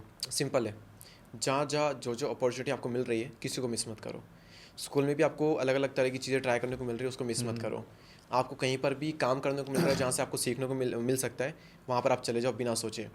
डिसीजन लेना है, आप कंफ्यूज हो रहे हो, कुछ भी प्रॉब्लम आ रही है, क्या लूँ ना लूँ, यहाँ चाहूँ ना चाहूँ, ये करूँ ना करूँ, सिंपल है, 3, 2, 1 गो, डन। अपने माइंड को यही कहो हमेशा, जब भी आप कंफ्यूज हो कि ये करूँ ना करूँ, 3, 2, 1 कर। बस इतना आपको अपने आप से बोलना है। जब मैंने बहुत सारे यूथों को देखा है, वो दिन भर मोबाइल पे गेम खेलते रहते हैं, दिन भर काउचेस तोड़ते रहते हैं, दिन भर माँ बाप पे बोझ बने रहते हैं। पर उनसे बोलो कि 6 महीने का इंटर्नशिप कर लो, तो उनके मुंह से यस नहीं निकलता है। उनको बोलते भाई 6 महीने चल, मैं तेरे को दीपक दैया से मिलवा देता हूँ, 6 महीने उसके पास पार्ट टाइम काम कर ले, उसका असिस्टेंट बन जा, सीख ले। वो बोलते हैं असिस्टेंट बनने थोड़ी मैंने MBA किया। इस माइंडसेट को कैसे ब्रेक करे एक स्टूडेंट? सर नहीं कर सकते, कुछ की जड़ें ही, मतलब हम्बलनेस उनकी जड़ों में ही नहीं है, तो नहीं कर सकते। वो तो नहीं कर सकते, तो ठीक है, नहीं कर सकते। अगर सब लोग कर देंगे तो फिर हमारी इज्जत क्या रहेगी? तो कुछ लोग बने ही हैं छोटे पद पे रहने के लिए, तो अगर वो अपनी ईगो से बाहर नहीं आ पा रहे हैं तो भैया मत आइए, आप रहिए 99% लोगों में, उसी ट्रैप में आप फंसे रहिए, और आपका वही लाइफ आपकी बनी हुई है। अगर आप तैयार हो अपनी ईगो को तोड़ने के लिए, एक ह्यूमिलिटी और एक हम्बलनेस दिखाने के लिए, देन वेलकम टू 1% क्लब। और उसके बाद में आपको जहाँ सीखने को मौका मिलता है, अपनी ईगो को साइड में रख करके आप सीखिए। मतलब कितना ही गिरा हुआ काम आपको करना पड़े, कोई दिक्कत नहीं, लेकिन अगर आप उसे सीख रहे हो तो आपकी जो स्टोरी बनेगी ना, फिर वो बहुत कमाल की बनेगी। तो सर ईगो में रह रहे हैं तो लोगों ने रहने दीजिए, अदरवाइज़ फिर हमारी इज्जत कम हो जाएगी। तो मैं एक सिंपल क्वेश्चन पूछना चाहता हूँ आपके फील्ड से रिलेटेड। वैसे सवाल के जवाब आप बहुत सारी जगह दे चुके हो, पर फिर भी मैं जानना चाहूँगा, क्या आज भी कोई अपनी सोशल मीडिया की जर्नी शुरू करे एज अ क्रिएटर, तो आज भी राइट टाइम है? यस, राइट टाइम है, आज भी कर सकते हम यहाँ बैठे हुए हैं, शायद दुनिया में या फिर इंडिया में कहीं ना कहीं पर आज के आज ही कोई ना कोई अपना चैनल स्टार्ट कर रहा होगा, कोई ना कोई अपना पहला वीडियो बना रहा होगा। हो सकता है कि वो अपना पहला वीडियो आज बना करके आने वाले 1 साल बाद तक जो 4-5 साल से कंटेंट क्रिएट कर रहे हैं उन सबसे आगे निकल जाए, क्योंकि हर साल हमारे सामने कुछ ना कुछ नए नए सितारे निकलते हैं हर साल। तो वो तो निकल रहे हैं ना, 3-4 साल पहले भी यही क्वेश्चन थे, 2 साल पहले भी यही था, 1 साल पहले भी यही था, आज भी यही क्वेश्चन है, 1 साल बाद भी यही क्वेश्चन रहेगा हमेशा। तो बना तो रहे ना, बस सिंपल ये है कि आप कब स्टार्ट कर रहे हो। फिर से मैं कहता हूँ, अगर आपको स्टार्ट करना है 3, 2, 1 गो, इतना बोल के अपना चैनल स्टार्ट कर दो। जितने लोग भी ये वीडियो देख रहे हैं, यदि आप में भी क्रिएटर बनने की भूख है तो आज से शुरुआत करिए। इस पॉडकास्ट को ख़त्म करने के बाद आज अपना पहला वीडियो शूट करो और आज ही अपने सोशल मीडिया पे अपलोड करो। करेक्ट, आप कैमरा ऑन करो, सोच लो मैं डालूंगा ही नहीं इस वीडियो को, कैमरा ऑन करो, जो मन में आता है बक दो। कि आपकी लाइफ में फ्रस्ट्रेशन चल रही है, आपको कोई मोटिवेशनल वीडियो बनाना, आपने कहीं पे देखा, उसको कॉपी मार दो, कोई दिक्कत नहीं, जो मन में आ रहा हो बना के फेंक दो, बस उसको बस शुरुआत करने की देर है। पहली सीढ़ी बन गई ना, उसके बाद में ऑटोमेटिक फटाफट सारी सीढ़ियाँ बन जाएगी, लिफ्ट बन जाएगी, सब हो जाएगा, बस स्टार्ट कर दो आप उस चीज़ को। वैसे मैं ऑडियंस आप लोगों को एक बात ज़रूर बताना चाहता हूँ, यदि आज मैं भी इस कुर्सी पे पॉडकास्ट करने के लिए बैठा हूँ तो मेरे भी सोर्स ऑफ इंस्पिरेशन दीपक भाई हैं। अरे नहीं सर, दीपक भाई ने मुझे मोटिवेट किया। आपका बड़प्पन है कि आप मुझे क्रेडिट दे रहे हैं अपनी इस चीज़ के लिए, ये आपका बड़प्पन है सर। पर सच में मोटिवेट दीपक भाई ने किया कि चित्रेश भैया आप भी पॉडकास्ट करना शुरू करो, आप भी कंटेंट क्रिएट करना शुरू करो। और मैं हमेशा एक्सक्यूज़ देता था कि अरे मेरे पास एडिटर नहीं है, थंबनेल कौन बनाएगा, एडिट कौन करेगा, स्क्रिप्ट कौन बताएगा। तो इन्होंने केवल एक ही लाइन बोली, भैया आप शुरू करो, आप केवल शूट करो, उसके आगे पीछे की सारी जिम्मेदारी मेरी। तो जब आपके पास ऐसा सक्षम भाई होता है, जब आपके पास ऐसा दोस्त होता है, जब आपके पास ऐसा मेंटर होता है, तो आपकी जर्नी बड़ी आसान हो जाती है। तो दीपक भाई my next, answer is also the same कि जब हमारे पास में ऐसे बड़े भाई जैसे मेंटर होते हैं तो आगे की जर्नी बहुत ज़्यादा ईजी हो जाती है, क्योंकि कंटेंट क्रिएशन सक्सेस के साथ साथ उसी लेवल का स्ट्रेस भी लाता है, उसी लेवल की एंजाइटी भी आपको देता है, कंसिस्टेंसी का प्रेशर आपके अंदर है, आपने इतनी रिस्पेक्ट और फेम गेन किया है, उसको बनाए रखने का बहुत बड़ा प्रेशर होता है, क्योंकि 3 साल की जर्नी, 3 साल की एवरेज लाइफ स्पेन होती है क्रिएटर की। अब उन 3 साल से भी आप 7 साल अगर जीवित रह रहे हो इस फील्ड में, तो उसके बाद में आपको कुछ ना कुछ बहुत चीज़ें करनी पड़ती हैं, अपग्रेड करना पड़ता है कंटेंट को, बहुत तरह की मेंटल प्रेशर झेलने पड़ते हैं आपको। आशीष चंचलानी जैसे क्रिएटर ने 1-1 साल तक वीडियो नहीं बनाया, क्योंकि उन्हें एंजाइटी हो रही थी वीडियो बना, मतलब उन्हें स्ट्रेस था, वो अपनी लाइफ की प्रॉब्लम से जूझ रहे थे। कैरी मिनाटी तक कहते हैं कि बहुत डेंजरस चीज़ है, बहुत स्ट्रेस देती है, पता होती तो हम कभी आते ही नहीं। तो हर क्रिएटर तक इस लेवल की चीज़ झेलता है, तो हम भी झेलते हैं। लेकिन आप जैसे अगर मेंटोर गाइडेंस वाले भैया अगर हमारे साथ में हो, तो ये चीज़ें लगता है ये तो फुद्दू सी चीज़ें हैं, फटाफट हो जाएगी, कुछ भी हो जाएगा। और इंडिया में जितने पॉडकास्ट के चैनल चित्रेश सर ने बनवाए हैं, स्टार्ट करवाए हैं, ये कहीं पर ऑफिशियली लिखा हुआ तो नहीं है, लेकिन ये वर्ल्ड रिकॉर्ड है कि इतने पॉडकास्ट के चैनल किसी ने भी स्टार्ट नहीं करवाए किसी पर्टिकुलर कंट्री में जितने चित्रेश सर ने करवाए हैं। अगला सवाल भी मैं आपके इसी जो आपने आशीष चंचलानी और कैरी मिनाटी की बात की, मैं अगला सवाल यही पूछना चाह रहा था कि एक क्रिएटर एक सफलता के मुकाम पे आता है और उसके बाद बहुत सारे लोग वहाँ से बहुत नीचे फिसल जाते हैं। मतलब एक समय पर वो देश का टॉप क्रिएटर्स में गिना जाता है और अगले ही साल वो वहाँ से गायब हो जाता है। तो इसके पीछे क्या अर्ली सक्सेस में उसने वो बिहेवियर बदल लिया, रूड हो गया, ऐसा कुछ भी होता है क्या? ये सब कुछ भी होता है, लेकिन सिर्फ ये रीज़न नहीं होता है। कंटेंट को टाइम के साथ में अपग्रेड करना पड़ता है, ऑडियंस का देखने का नज़रिया, टेस्ट कंटेंट का वो अपडेट होता है टाइम टू टाइम। ऑडियंस को कुछ नहीं करना होता, बैठे बैठे जो सामने आ रहा है वो देखना है, लेकिन उनके सामने टाइम टू टाइम नया नया कंटेंट आ रहा है। तो आप भी उसमें कितना जल्दी ढल रहे हो और किस लेवल का कंटेंट आप बना रहे हो, अगर आप बना पाते हो तो आप लॉन्ग टर्म में सस्टेन कर सकते हो। क्योंकि पहले ऐसा होता था कि लोग रेडियो सुनते थे, फिर लोग टीवी पे शिफ्ट हुए, डीवीडी का ज़माना एक टाइम पे आया, फिर टीवियाँ तक बंद हो गई। किसी ने उस टाइम सोचा नहीं होगा कि टीवी की ये हालत हो जाएगी एक टाइम पे। टीवियाँ भी बहुत ज़्यादा बंद हो गई, बहुत कम टीवियाँ बची है, फिर अपने स्मार्टफोन आ गए, फिर स्मार्टफोन के बाद में कंप्यूटर का काम कम होकर कि अब एआई ने पूरा ले लिया है, तो किसी ने इमेजिन भी नहीं किया होगा। तो कितना जल्दी आप सारी चीज़ को अडॉप्ट कर रहे हो, अपने कंटेंट को अपग्रेड कर रहे हो और कितना रिलेवेंट आप रह रहे हो, ये चीज़ मैटर करती है। अब यही बात है कि ये बहुत डिफ़िकल्ट चीज़ है, बहुत ज़्यादा डिफ़िकल्ट चीज़ है। अब इसमें आप बहुत ज़्यादा एफर्ट लगा करके, अपना पैसा इन्वेस्ट करके, टीम बिल्ड करके ये चीज़ें कर पाते हो, तो फिर आप इंडस्ट्री में बने रहोगे। अदरवाइज़ आपकी जो लाइफ स्पेन है क्रिएटर इंडस्ट्री में, वही 3-4 साल का आपका रहेगा। क्या इसमें ये भी आप कहना चाहते हो कि एक सक्सेस अचीव करने के बाद आप अपनी टीम बनाओ और नए इनोवेटिव माइंड्स को लेके आओ जो आपके लिए काम करें और आपको ग्रो करने में हेल्प करें? एग्जैक्टली। अगर आप पैसा नहीं लाओगे अपने काम में, टीम बिल्ड नहीं करोगे, तो आप अकेले तो सस्टेन कर ही नहीं सकते। मतलब शायद ही कोई क्रिएटर होगा जो कि अकेले सारा काम कर रहा है और उसने इंडस्ट्री में 7-8 साल गुजार दिए और एक टॉप के लेवल पे हो, ऐसा शायद एक भी क्रिएटर नहीं होगा। उसकी टीम होगी पूरी जो सारा काम करती होगी। उसका काम सिर्फ एक होगा, वीडियो का टॉपिक सोचना, स्क्रिप्टिंग करना कि क्या स्ट्रक्चर रहेगा वीडियो का, और बस वीडियो में जाकर के शूट करना, दैट्स इट। उसके बाद में पोस्ट प्रोडक्शन हुआ, बाकी चीज़ हुई, वो सारा टीम करेगी। शूट करना हुआ, सारा मैनेज करना हुआ, सारा टीम करेगी। तो आपको टॉप पे जाना है तो उनकी तरह आपको बिहेव करना ही पड़ेगा। मैंने अपने आप एक कोर्स बनाया 1% क्लब, और वहाँ पर उनको बताई मैंने कि अगर आपको 1% में आना है तो सिंपल सी चीज़ है कि 1% जो लोग हैं, या फिर ये कहीं 0.1% जो लोग हैं, उनको देख करके उनको कॉपी कर लो अपनी फील्ड के जो हैं। वो कैसे कपड़े पहनते हैं, वो कैसे बुक पढ़ते हैं, वो क्या देखते हैं, वो कब सोते हैं, कब उठते हैं, किस तरह के पॉडकास्ट वो देखते हैं, किस तरह का म्यूज़िक वो सुनते हैं, उनकी तरह बिहेव करना सीखो, उनकी तरह बोलना सीखो, सब कुछ उनकी तरह करो। एक बार करके देखो, आपको फील आएगी कि यार मैं भी उस तरह का हूँ, मैं भी उस लेवल का हूँ, क्योंकि मैं उसकी सी हरकतें कर रहा हूँ। तो जब तक अंदर फील नहीं आएगी ना, तब तक आप उसमें नहीं जा पाओगे। तो यही है कि आपको सिर्फ उन चीज़ पर फोकस करना है जो कि आप कर सकते हो, बाकी सारा काम आप डेलीगेट करो। ये मैंने आपसे सीखा था। Thank you. तो सारा काम आप डेलीगेट करो, बस वही काम आप करो जो कि आप कर सकते हो, ताकि आपका जो मेन फोकस है वो उस काम पे जा पाए जहाँ पर आपकी सबसे ज़्यादा ज़रूरत है। तो आप फिर अलग निकल करके आओगे इस इंडस्ट्री में भी, और आप लॉन्ग टर्म में सस्टेन भी कर सकते हो। एक और मेरे मन में गलत फहमी है इस करियर को लेके कि इस करियर में यंग या यूथ या 16, 17, 18 साल के बच्चे ज़्यादा बेहतर काम कर रहे हैं बजाय 30 40 50s में, तो क्या ये मिथ है मेरा या सच में वैसा है? ये मिथ है सर, ये मिथ है, क्योंकि कंज्यूमर भी देखा जाए सबसे ज़्यादा इसी एज के हैं, है ना, तो इसी एज वालों को थोड़ा ज़्यादा वो पसंद करते हैं। बाकी आप देखोगे जो डेप्थ वाला जो कंटेंट है, डेप्थ वाला जो नॉलेज है, वो एक्सपीरियंस लोगों के थ्रू ही आता है यूट्यूब पे। तो आप देखोगे पीपल बाबा हमारे चैनल पे एज अ गेस्ट आए थे पॉडकास्ट पे, तो उन्होंने कितना अच्छा कंटेंट दिया। अमित सांगवान जी के 5-6 चैनल है, अलग अलग टॉपिक पे निश पे वो कंटेंट बनाते हैं, उनके सारे चलते हैं, बहुत अच्छा कंटेंट वो बनाते हैं। इसी तरह के कई सारे क्रिएटर्स हैं जो कि एक अच्छी एज के हैं, तो कंटेंट भी बहुत ही कमाल का देते हैं। वो चाहे फिर फाइनेंस की फील्ड में, अलग अलग फील्ड में हो सकता है। तो ऐसा नहीं, ये मिथ है, अगर आपका क्वेश्चन, तो ये मिथ है कि कम एज वाले ही ज़्यादा अच्छा कंटेंट बना पाते हैं।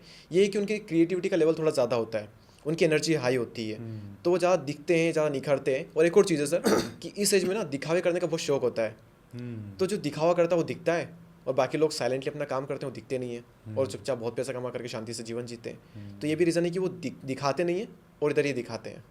आपके कोई ऐसे 2-4 क्लाइंट जो एज में थोड़े ज़्यादा हों, मैच्योर हों, और फिर भी वो बहुत अच्छा कर रहे हो, बहुत फास्ट ग्रोथ कर रहे हैं, अच्छा पैसा कमा रहे हैं? है ना, मेरे क्लाइंट है जिनके 60 ईयर्स है, वो GS पाजी USA से वो है, और वो ऑलरेडी अपनी लाइफ में काफ़ी अच्छा कर रहे हैं, जस्ट बिकॉज कि उनको लाइफ में अपने कुछ नया करना है, लाइफ में एक नयापन चाहिए लाइफ में।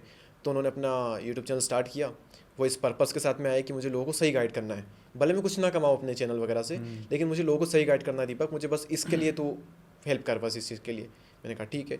तो वो लोगों को अच्छे से गाइड करते हैं, उनका उसमें मैसेज आते हैं, ईमेल्स आते हैं कि सर जी आपका वीडियो देखा, लाइफ चेंज हो गई, मैंने 2 लाख रुपए कमाए आपकी वीडियो देख करके, मेरे तो अपने पूरा भ्रम तोड़ दिए। उनके 2-3 महीनों में 7-8 हज़ार सब्सक्राइबर्स से 30,000-32,000 सब्सक्राइबर्स भी हो गए, और लाखों में उनकी व्यूअरशिप भी है कुछ वीडियोज़ पर। तो वो अच्छा कर रहे हैं अपनी लाइफ में, और उनका लेवल का कॉन्टेंट नेक्स्ट लेवल कॉन्टेंट है सर, नेक्स्ट लेवल। मतलब मैं चाहूँ भी तो रिसर्च करके भी नहीं बना सकता, जो कि वो बिना रिसर्च करे बना देते हैं, क्योंकि उनका एक्सपीरियंस है ना 60 साल का। 20 साल और 60 साल 3 गुना अंतर है, लगभग 40 साल बड़े हैं मुझसे वो, एक तरह से 40 साल बड़े हैं, तो 40 साल में कुछ ना कुछ तो होगा ना अंतर, कुछ तो ज़िंदगी जी कुछ तो ज़िंदगी जी होगी ना उन्होंने। तो दीपक भाई, आपको किस एज के लोगों के साथ काम करने में ज़्यादा मज़ा आता है?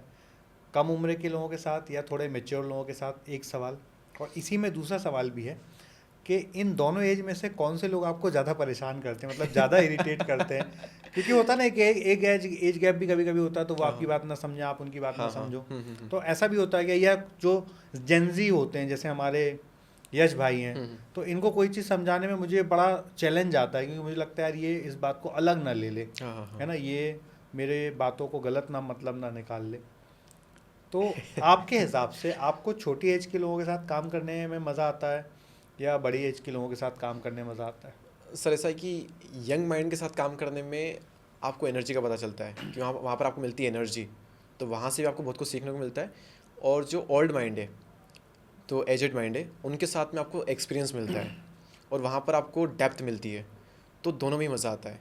एक तरफ हाई एनर्जी और एक तरफ हाई विजडम है, तो दोनों तरफ से आपको सीखने को मिलता है। आप सिर्फ हाई एनर्जी के साथ काम करते रहोगे और विजडम नहीं है, तो हो सकता है कि आपकी एनर्जी गलत डायरेक्शन में जा करके आप कुछ भी ना अचीव कर पाओ। वहीं दूसरी तरफ विजडम में एनर्जी नहीं है, तो शायद वो भी काम ना आ पाए। तो दोनों का कॉम्बिनेशन अगर मिल जाता है तो मज़ा आ जाता है।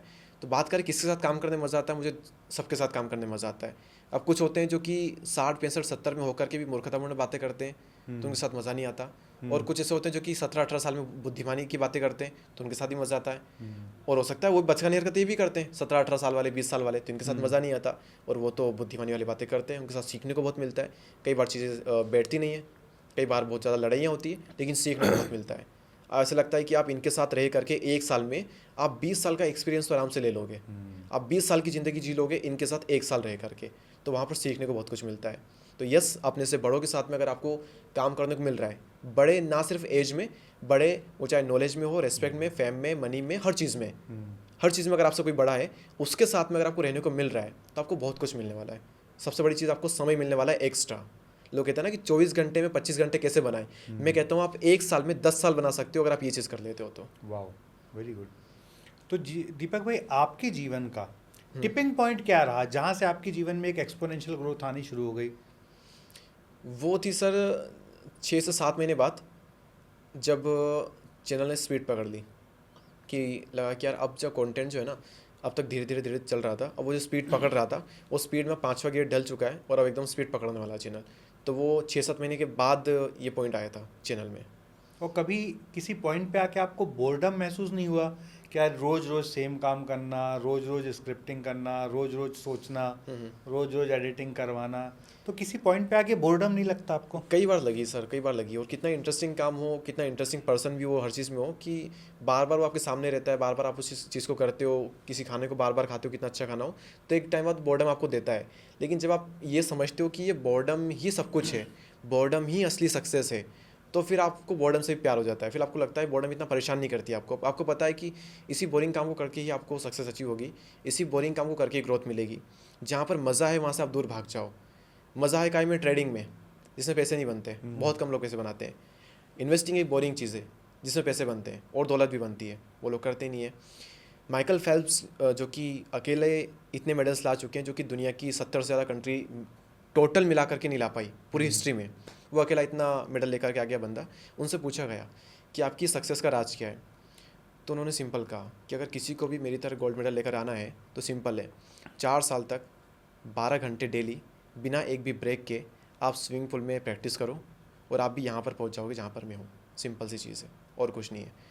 इसमें आपको कोई हॉलीडे नहीं लेना है, फिर वो चाहे संडे हो, मंडे हो, हॉलीडे हो, क्रिसमस डे हो या फिर एनी डे हो। आपको किसी भी पॉइंट पे आकर के कि आज तो मन नहीं है, आज मैं ये चीज़ खा लेता हूँ, मेरे काम की भले अगेंस्ट है लेकिन ये चीज़ खा लेता हूँ, आज उसकी शादी में चले जाता हूँ, आज उस दोस्त ने बुलाया है उसको बुरा ना लग जाए, आज यार गेम खेल लेता हूँ, बहुत दिन हो गए, आज तो मूवी देख लेता हूँ, बहुत टाइम हो गया, आज वेब सीरीज़ ये निपटा लेता हूँ, बहुत टाइम हो गया, ये काम भी करना ज़रूरी है, वर्क लाइफ बैलेंस भी ज़रूरी है। तो फिर ज़रूरी है तो फिर इस काम को छोड़ दो। ऐसा नहीं चलता। आपको बोरिंग चीज़ें तो करनी पड़ेगी, बार बार करनी पड़ेगी, 1000 बार करनी पड़ेगी, लाख बार करनी पड़ेगी, तब जा कर के आपको वो एक चीज़ मिलेगी जिसमें बहुत बहुत ज़्यादा मज़ा है। वरना छोटे छोटे मज़ों के चक्कर में आप बड़े मज़े छोड़ दोगे। दीपक भाई, आप एक किताब भी लिख रहे हैं यस, और अनलॉकिंग ग्रेटनेस। बहुत जल्दी वो किताब लॉन्च होने वाली है, तो उस किताब के माध्यम से क्या वैल्यू देना चाहते हैं आप पब्लिक को? सर वही है कि हर इंसान के अंदर मुझे लगता है एक ग्रेटनेस वाला पॉइंट उसकी लाइफ में आता है। हर इंसान के अंदर एक ग्रेट इंसान छुपा होता है, एक महान इंसान छुपा होता है। वो किसी फील्ड में ग्रेट बन सकता है, किसी फील्ड में कोई भी इंसान चैंपियन बन सकता है, लेकिन वो अपनी काबिलियत को पहचान नहीं पाते। उस इंसान की लाइफ में कई सारे बैरियर आ जाते हैं, तो उन बैरियर को तोड़ने का काम वो बुक कर सकती है। हर इंसान को ये यकीन दिलाना और पूरा रोड मैप देना कि आप भी कर सकते हो, हर चीज़ को आप काबू में करके आप उस पॉइंट पर पहुंच सकते हो, ये उनको यकीन दिलाना और उनको वहाँ तक पहुँचाने का काम वो बुक करती है। वाह, वंडरफुल। दीपक भाई, एक बात और समझना चाहूँगा, इस पूरी जर्नी में जो आपकी सफलता की जर्नी रही, आपके यदि फैमिली मेम्बर्स को थोड़ी देर के लिए हम छोड़ दें, तो कौन से ऐसे लोग थे जिन्होंने आपको बहुत इंस्पायर किया, जिनको देख के आपको, जैसे आपने संदीप माहेश्वरी जी का भी नाम लिया, हाँ। आशीष चंचलानी का भी नाम लिया, कैरी मनाटी का भी नाम लिया, तो ये नाम हमेशा उनके आते हैं जिनके बारे में हम विचार करते रहते हैं। हाँ। तो ऐसे कौन कौन सी पर्सनालिटी रहे जिन्होंने आपके बहुत इंस्पायर किया और उनसे आपने क्या सीखा? इंस्पायर तो सर टाइम टू टाइम अलग अलग फील्ड में मैं कई लोगों से रहा। जैसे पहले कुछ लोग नहीं जानता था तो उस टाइम उनसे इंस्पायर नहीं था, लेकिन आज जानता हूँ तो आज मैं उनसे इंस्पायर हूँ। लेकिन इनिशियल तो आप कहोगे कि गंगोत्री जो थी गंगा नदी की, वो संदीप माहेश्वरी सर से निकली हुई थी। फिर उसके बाद में विवेक बिंद्रा सर के हमने काफ़ी वीडियोस देखे, बिजनेस के मोटिवेशनल वीडियोस काफ़ी देखे, उनसे काफ़ी हम मोटिवेट हुए, काफ़ी सारी चीज़ें थी। लेकिन एक टाइम बाद ऐसा भी था कि मुझे एडिक्शन हो गया था संदीप माहेश्वरी सर से। जब मैंने उस चीज़ को छोड़ा एडिक्शन को, और मैंने ये रियलाइज़ किया कि यार सबसे मेन चीज़ जो है वो आपका एक्शन, कि आप कर्म कितना कर रहे हो। आप देख रहे हो, जान रहे हो, देख रहे हो, जान रहे हो, देख रहे हो, जान रहे हो, तो इसे हम कहते हैं मेंटल मास्टरबेशन। कि आप अपने माइंड को बिना मतलब बार बार इन्फॉर्मेशन देते जा रहे हो लेकिन कर कुछ नहीं रहे हो आप। तो ये चीज़ छोड़नी पड़ेगी। तो वो छोड़ करके, उनकी वीडियो देखना छोड़ करके फिर मैंने एक्शन लेना स्टार्ट किए, तब जाकर के ज़िंदगी में, लाइफ में एक्चुअल बदलाव आया। लेकिन इंस्पायर यस, वो जो नींव थी, वो गंगोत्री थी, वो संदीप माहेश्वरी सर से निकली है। वो जो थॉट प्रोसेस चेंज करने का काम किया उन्होंने ही किया है। तो एक संदीप माहेश्वरी हाँ, जी, दूसरा विवेक बिंद्रा सर कह सकते हैं, हर्षवर्धन जैन सर, उनकी विचारधारा को मैं आज भी फॉलो करता हूँ, आज भी उनको मैं देखता हूँ। मतलब मैं अपनी लाइफ में बहुत लोगों से मिला हूँ, जिनको देखता था सबसे मैं मिल चुका हूँ, लेकिन उनकी जैसी पर्सनैलिटी आज तक नहीं मिली कहीं पे। इन पर्सन उनसे आप मिलो एक बार, तो मिलकर आपको पता लग जाएगा कि इनकी ऐसी पर्सनैलिटी कोई नहीं है, ऑफ कैमरा भी ऑन कैमरा भी। मतलब जितने अच्छे वो अगर ऑन कैमरा दिखते हैं, उससे आप ये मानो 10 गुना ज़्यादा अच्छे वो ऑफ कैमरा है हर चीज़ में। वैसे मिला उनसे? मिले हो ना आप?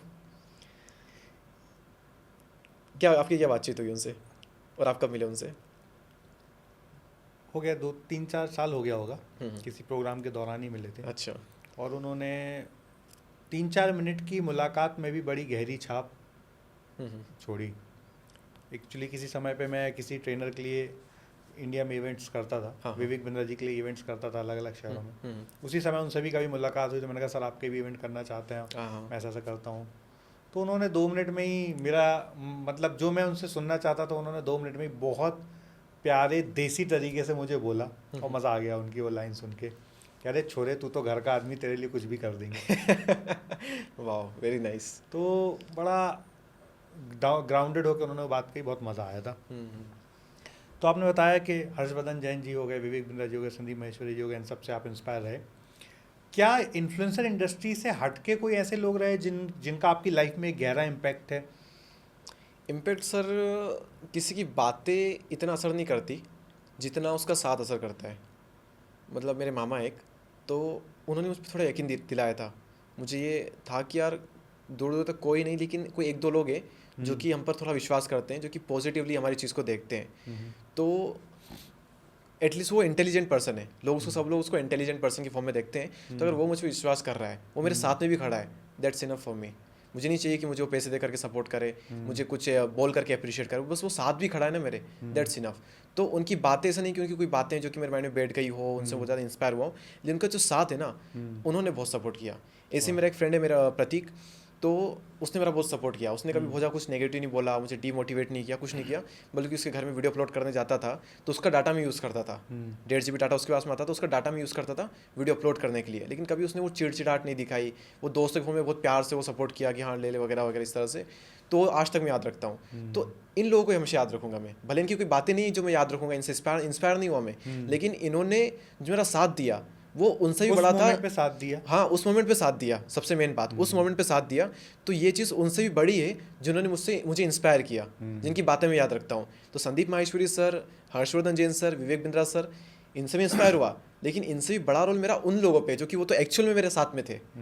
तो उन्होंने लाइफ चेंज की, लेकिन इनका और बड़ा रोल है लाइफ चेंज करने में। तो ऐसा एक मेरा फ्रेंड है प्रतीक, मेरे मामा है, सगे मामा नहीं लेकिन सगे से भी बढ़कर मामा है वो। और इसके अलावा भी अगर हम देखें तो इनिशियल बेस में तो बहुत कम लोग सर, यही कुछ गिने चुने लोग मैं कहूँगा। जब तक आप सफल नहीं होते तो वैसे बहुत, भी लोग आपको पहचानते नहीं। बहुत कम लोग, बस लोगों को रीज़न मिलना चाहिए हंसने का, पर ताना मारने का, बहुत कम लोग थे। और कुछ ऐसी किताबें जिन्होंने आपके जीवन में एक बड़ा इम्पैक्ट दिया हो, या जिनको पढ़ने के बाद आपको, क्योंकि जो आपका माइंडसेट है वह, आपने ही 3 बातें बोली कि जो आप सुनते हो, जो आप देखते हो, हाँ। तो ऐसी कौन सी किताबें थी जिनको पढ़ने के बाद आपके जीवन में एक क्रांतिकारी बदलाव अपने अंदर महसूस किए? क्रांतिकारी बदलाव तो पहले से ही थे। मैंने अपनी पहली बुक भी एक्चुअली अपने 1 मिलियन सब्सक्राइबर के बाद पढ़ी थी, और वो पहली बुक भी इतनी मुझे खास नहीं लगी थी। नाम लूँगा तो थोड़ी कंट्रोवर्सी भी हो सकती है थोड़ा सा नेगेटिव मार्केटिंग उनकी हो जाएगी। मतलब काफ़ी पॉपुलर है वो, मोटिवेशनल बुक है, और इंडिया के उससे होता रहे, तो मुझे वो इतनी भी ज़्यादा खास लगी नहीं, क्योंकि ऐसा लग रहा था कि ये टॉप। आपकी बात है क्या? हाँ, कोई आपकी बात है? मेरी बात है, मतलब बुक कोई आपकी बात वाली है? नहीं मतलब उस बुक में 10-15 चैप्टर्स है, तो ऐसा लग रहा था कि ये वर्ल्ड की टॉप 10 बुक है। तो हर एक में से थोड़ी थोड़ी बातें ले करके वो वहाँ पर की कर दिया, किसी पावर ऑफ सबकॉन्शियस माइंड, तो सबकॉन्शियस माइंड पे एक चैप्टर रख दिया और उसका समरी उसमें रख दी। एक और कोई बुक है थिंक एंड ग्रो रिच, तो उसकी मेन बात वो यहाँ पर रख दी। तो इस तरह से वो चीज़ रख दी। तो मुझे इतना लगा नहीं कि यार उन बुक से लिया है तो अपने वहाँ चलते ना। तो फिर वो मैंने थिंक एंड ग्रो रिच पढ़ी, power of your subconscious mind पढ़ी। पर मुझे एक ऑथर जो कि हर्षवर्धन जैन सर के कहने पर मैंने उन ऑथर को थोड़ा सा पढ़ा, समझा, देखा, तो उनकी मैंने 3-4-5 बुक पढ़ी। उसमें से एक बुक है पावर ऑफ सेल्फ डिसिप्लिन, आत्म अनुशासन की शक्ति, by Brian Tracy. Very amazing book, कमाल की बुक है। ऐसा हुआ अभी तो कुछ दिन पहले कि मैं अपने एक फ्रेंड के यहाँ पर रुका हुआ था, दुरेश भाई के यहाँ पर। तो उनके यहाँ पर एक बंदा काम करता है, तो उसने मुझसे कहा कि भैया मुझे मोटिवेशन दो। मैंने कहा एक काम कर, तू मुझसे तो अभी मोटिवेशन ले लेगा 5-10 मिनट, लेकिन थोड़ा लॉन्ग टर्म मोटिवेशन चाहिए हल्का सा, तो एक काम करो उस बुक को पढ़। तो मैं तेरे लिए ऑर्डर करता हूँ, तेरे को गिफ्ट करता हूँ बुक। तो मैं ऐसे जा रहा हूँ, ऑर्डर करता हूँ, तेरे पास आ जाएगी। उसके पास वो बुक आई, उसने पढ़ी भी, अच्छी लगी उसको। और उससे घर पे कोई गेस्ट आए हुए थे, तो उन गेस्टों को भी वो बुक इतनी अच्छी लगी कि वो गेस्ट अपने साथ में ले गए बुक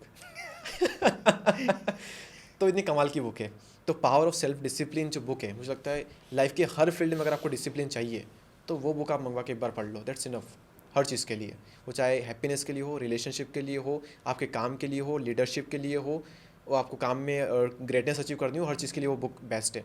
फिर मुझे था कि यार मुझे तो एकदम एवरेज से ऊपर उठने का कीड़ा होता है, ग्रेटनेस अचीव करने का कीड़ा होता है। तो उसी बुक में उन्होंने अपनी एक बुक को प्रमोट कर रखा था, मैक्सिमम अचीवमेंट। जिसका हिंदी में नाम है अधिकतम सफलता, जो कि उससे भी मोटी बुक है। तो उसमें भी उन्होंने काफ़ी कमाल की चीज़ बताई है। वो थोड़ी सी डीप बुक है, वो भी काफ़ी अच्छी बुक है। तो जो मैंने ज़्यादा बुक पढ़ी नहीं है सर, लेकिन जो मेन पढ़ी है मैंने ये पढ़ी है। फिर तो ऐसा है कि आपको अलग अलग फील्ड में आप जाते हो तो उसके अकॉर्डिंग आपको बुक पढ़नी चाहिए। अगर आप बिज़नेस की फील्ड से हो तो आप बिज़नेस की बुक पढ़ो। अगर आपको एंजाइटी होती है तो आप डेल करने की how how to stop worrying and start living book आप पढ़ सकते हो। तो इस तरह की अलग अलग बुक्स आप पढ़ सकते हो। आपको कम्युनिकेशन सीखना है तो आप वो बुक पढ़ सकते हो। आपको पब्लिक स्पीकिंग सीखना है तो डेल कार्नेगी की एक बुक है पब्लिक स्पीकिंग पर, आप वो पढ़ सकते हो। तो अपनी फील्ड के अकॉर्डिंग आप बुक पढ़िए। जैसे मुझे पब्लिक स्पीकिंग सीखनी थी तो मैंने एक ही बुक पढ़ी, डेल कार्नेगी की।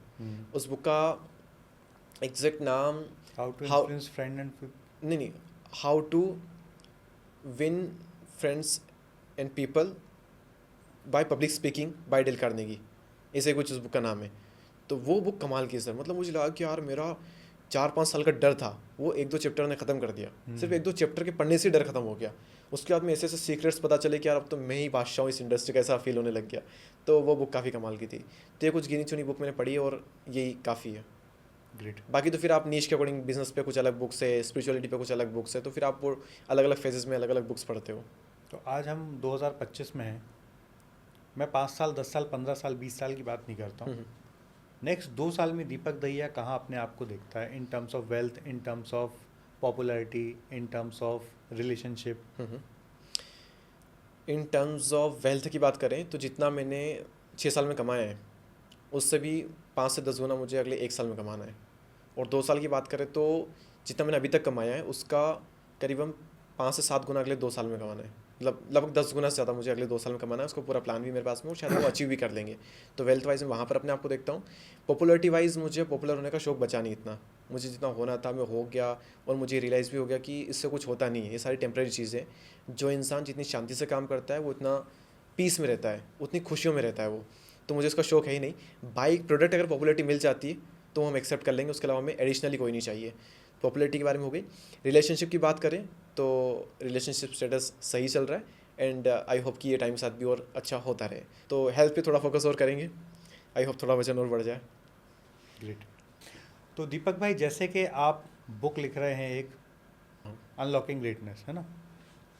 तो ये बुक हमारे सब्सक्राइबर लेना चाहें, आपके कोर्स हमारे सब्सक्राइबर लेना चाहें, आपके बारे में और जानना चाहें तो आपके यूट्यूब की लिंक हम दे ही देंगे जी।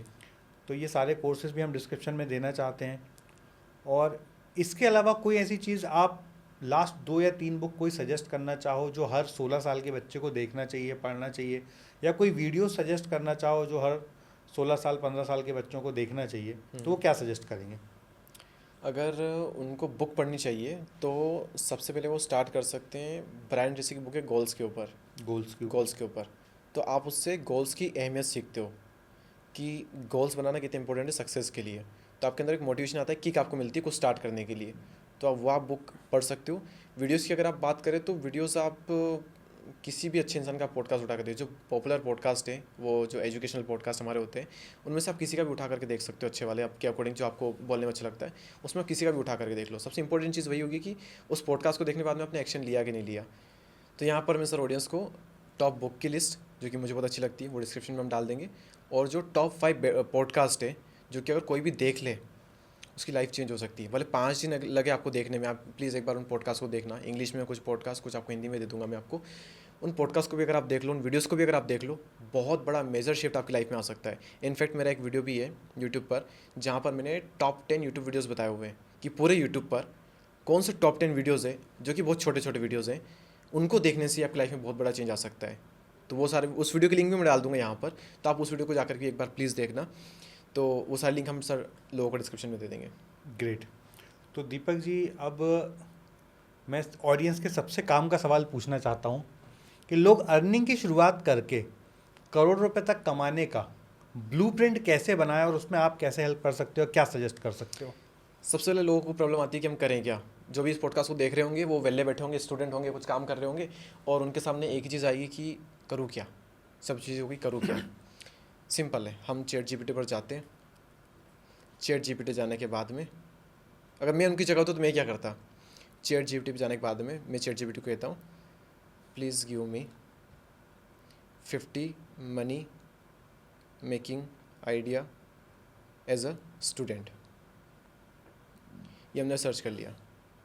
अब मुझे 50 आइडिया दे देगा कि एज अ स्टूडेंट मैं क्या क्या चीज़ें कर सकता हूँ। इसने सबसे पहले लिखा है ऑनलाइन एंड डिजिटल वर्क। आप अपना एक यूट्यूब चैनल स्टार्ट कर सकते हो, आप ऑफलाइन वीडियो एडिटिंग कर सकते हो, 2 चीज़ हो गई। उसके बाद में आप एक डिजिटल प्रोडक्ट क्रिएट कर सकते हो, ई बुक हो गई, टेम्पलेट्स हो गए, वो क्रिएट करके आप सेल कर सकते हो। आप सोशल मीडिया मैनेज कर सकते हो स्मॉल बिजनेस के लिए, कि अपने आप लोकल में जा रहे हो, किसी दुकान पे आप गए, फिर कह सकते हो कि आपका ना एक पेज होना चाहिए इंस्टा पे, और वो पेज में मैनेज करूँगा, आप मुझे 8-10 हज़ार रुपये महीने के दे दो, पूरा पेज मैनेज करूँगा, पूरा शूट करूँगा, एडिट करूँगा, उसको अपलोड करूँगा, और आपकी एक मार्केटिंग करूँगा अच्छे से ऑनलाइन। तो इस तरह से आप 5 लोगों के लिए भी करते हो, 50,000 महीने के आप कमाते हो सर। इस तरह से 50,000 महीना बहुत बड़ी चीज़ होती है इंडिया में अभी भी। तो इस तरह से आप ये चीज़ कर सकते हो। उसके बाद में आप ड्रॉप शिपिंग स्टार्ट कर सकते हो, कि आपने एक से दूसरे से काम करवाया और उनको दे दिया, और बीच ने अपने कमीशन निकाल लिया। आप ब्लॉग पोस्ट लिख सकते हो। उसके अलावा आप इंस्टा पे कंटेंट क्रिएट कर सकते हो, और वहाँ से आप स्पॉन्सरशिप के थ्रू आप अर्निंग कर सकते हो। आप डोमेन के बिजनेस में आ सकते हो। आप पहले से ही थोड़ा प्रेडिट करोगे, इस इंडस्ट्री में एक्टिव रहोगे कि कुछ कुछ डोमेन में पहले से खरीद के रखता हूँ जिनकी वैल्यू 1 साल बाद बढ़ जाएगी, आप वो चीज़ें कर सकते हो। फ्रीलांसिंग में बहुत सारी स्किल्स आती है, फिर वो चाहे हम वीडियो एडिटिंग की बात करें, वो चाहे हम थंबनेल डिज़ाइनिंग की बात करें, सोशल मीडिया मैनेजमेंट की हम बात करें, वो चाहे एआई की आपने कोई चीज़ सीख रखी, उससे आप बहुत सारी चीज़ आपके अंदर निकल करके आ जाएगी। और देखते हैं इसने और क्या क्या बताया। मैं कुछ कुछ चीज़ें स्किप कर रहा हूँ क्योंकि कुछ चीज़ लोग समझ में आएगी नहीं, और कुछ चीज़ें थोड़ी एक्सप्लेन ज़्यादा करनी पड़ेगी, लेकिन फिर भी मैं बता रहा हूँ कि क्या क्या ऑप्शन हो सकते हैं एज अ स्टूडेंट। मतलब एकदम इजी स्टेप है कि आप चैट मतलब हमने जीपीटी पे दुनिया जाओ। भर की जॉब को छोड़ दिया, दुनिया भर के बिजनेस को पूरा छोड़ दिया, और एज अ स्टूडेंट आप साइड बाय साइड क्या कर सकते हो, सिर्फ उस पर हम बात कर रहे हैं कि वो भी इतनी चीज़ें होती है एटलीस्ट। आप अगर आप 12th क्लास में हो, 11th क्लास में हो, और आपको इंग्लिश आती है, आपने अपनी 8th 9th की इंग्लिश अच्छे से पढ़ी हुई है, और आपको इंग्लिश बोलना भी आती है, और आपने 8th 9th में इंग्लिश सीखी है, तो आप बच्चों को इंग्लिश सिखाना स्टार्ट कर दो। अगर आपको कंप्यूटर आता है तो आप लोगों को कंप्यूटर सिखाना स्टार्ट कर दो। आपके पास में एक कंप्यूटर है, दिन में आप यहाँ पे 5 बच्चों को बोला अलग अलग टाइम पे, उन 5 को आप कंप्यूटर सिखाओ। मतलब जो आपको आता है वो सिखाना शुरू कर वो दो। सिखाना आप शुरू कर सकते हो। टीचिंग उस तरह से आप कर सकते हो। अगर किसी के पास में कैमरा हो या फिर कैमरा नहीं हो तो रेंट से लेकर के, या फिर कैमरा ले करके भी अगर चाहे तो कैमरा सीख सकता है, फोटोग्राफी वो कर सकता है, वीडियोग्राफी कर सकता है, किसी की वीडियो शूट वो कर सकता है, वो पॉडकास्ट खुद के पॉडकास्ट कर सकता है, खुद के वीडियोज़ वगैरह बना सकता है। तो करने को सर तमाम चीज़ें हैं, खुद के कोर्सेज वो सेल कर सकता है, बहुत चीज़ें। आप ChatGPT को कहोगे कि 100 चाहिए, वो 100 देगा। फिर 100 में से अगर आपको 10 काम अच्छे लगते हैं तो आप उसको कहो कि मुझे 10 चीज़ अच्छी लगी है, इन 10 की जैसी मुझे और 50 बता, तो बताएगा, वो मना नहीं करेगा कभी। वो थोड़ी मुश्किल बताएगा, कुछ फालतू की बताएगा, लेकिन बताएगा ज़रूर। तो दुनिया में आप देखो कितने ऑप्शन है आज की डेट में भी, बस यही कि आप उसमें कितना करने को तैयार हो। कोई काम छोटा नहीं होता, आप उस काम में कितने बड़े हो ये चीज़ मैटर करती है।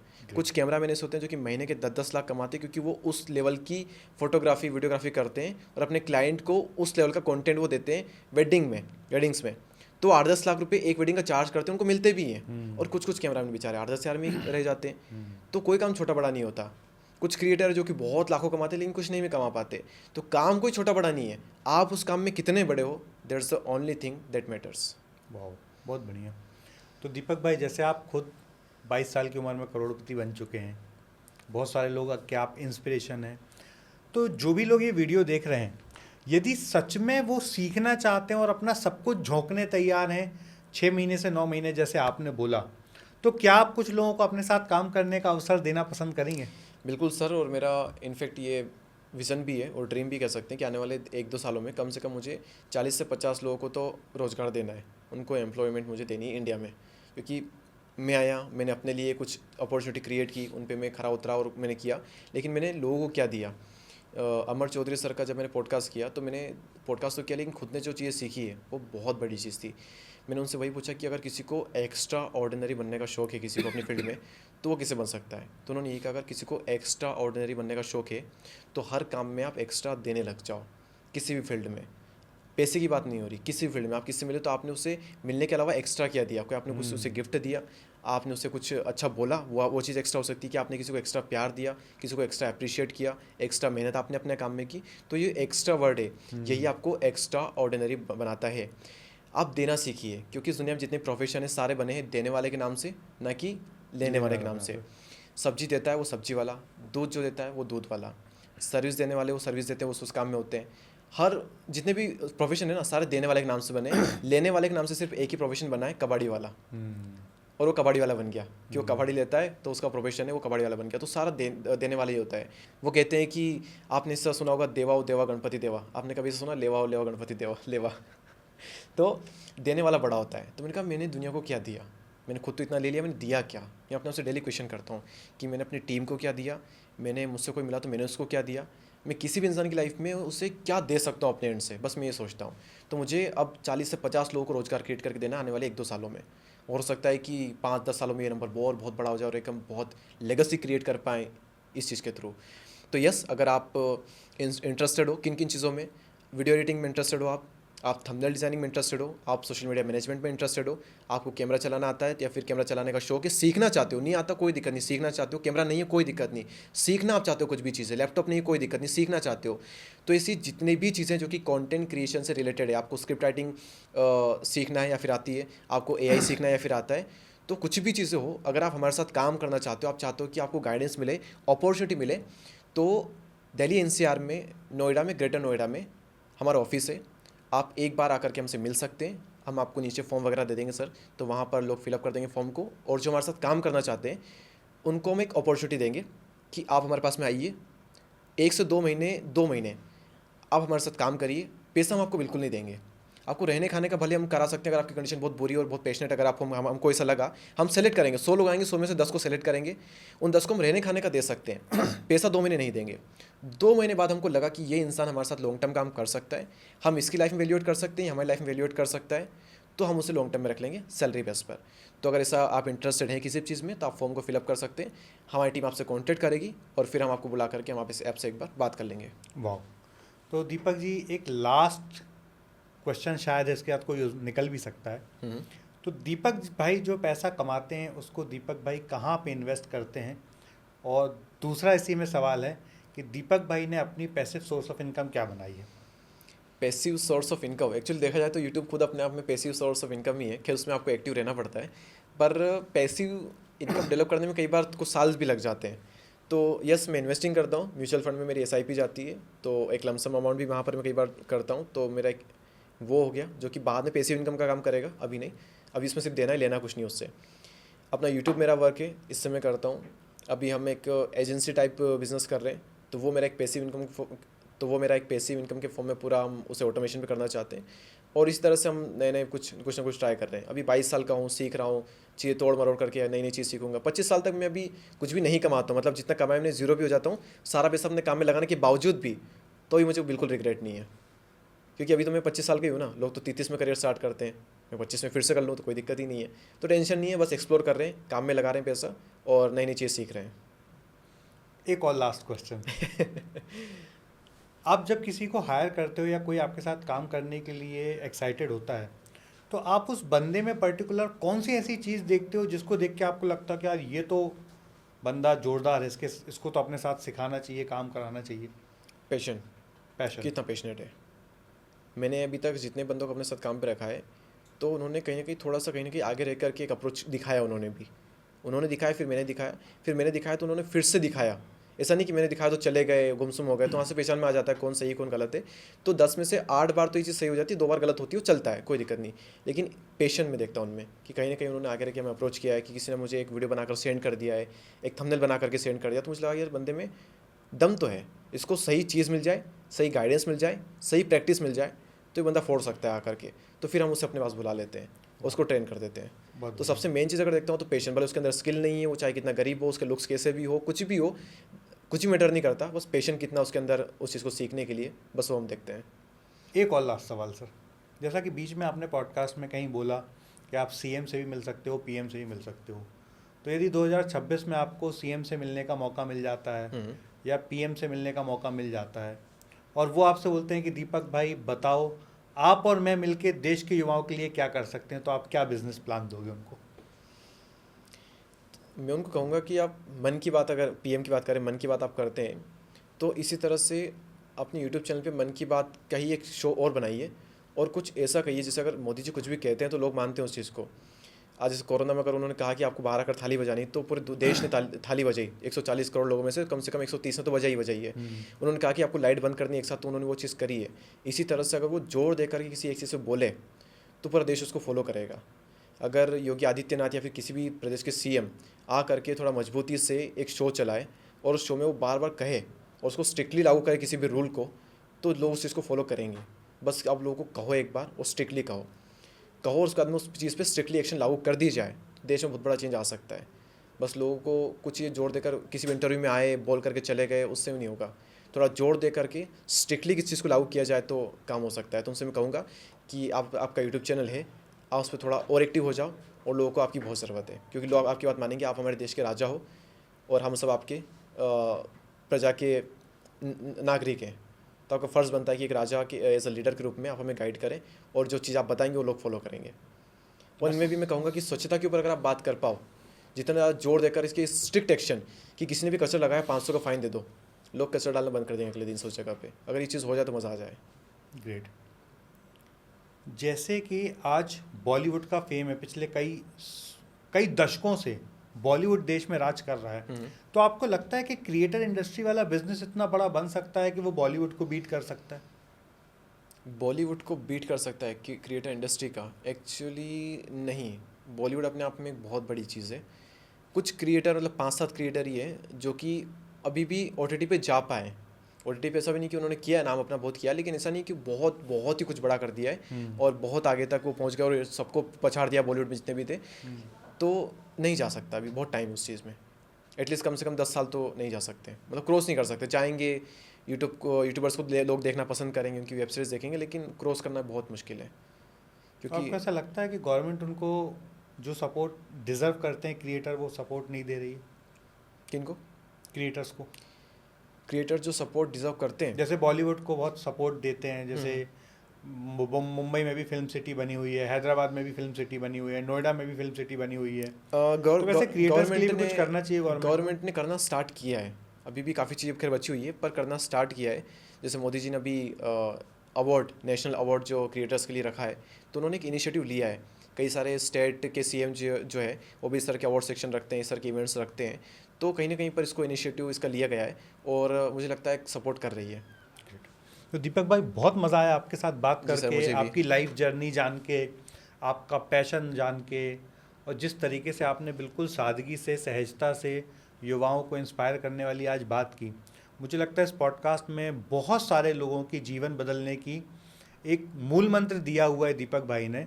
और इस पॉडकास्ट को जिसने भी अच्छे से देख लिया और दीपक भाई के द्वारा कहे हुए बातों पे अमल करके उन्होंने मैसिव एक्शन ले लिया, ह्यूज एक्शन ले लिया, बड़ा एक्शन ले लिया, तो आई एम श्योर कि आप भी यदि 16 साल से काम शुरू करोगे तो शायद दीपक ने जो चीज़ 22 साल में अचीव की है, आप 16 साल से शुरू करके 20 साल में अचीव कर लोगे, क्योंकि आज आपके पास एक मॉडल है जिसने ये काम अचीव किया है।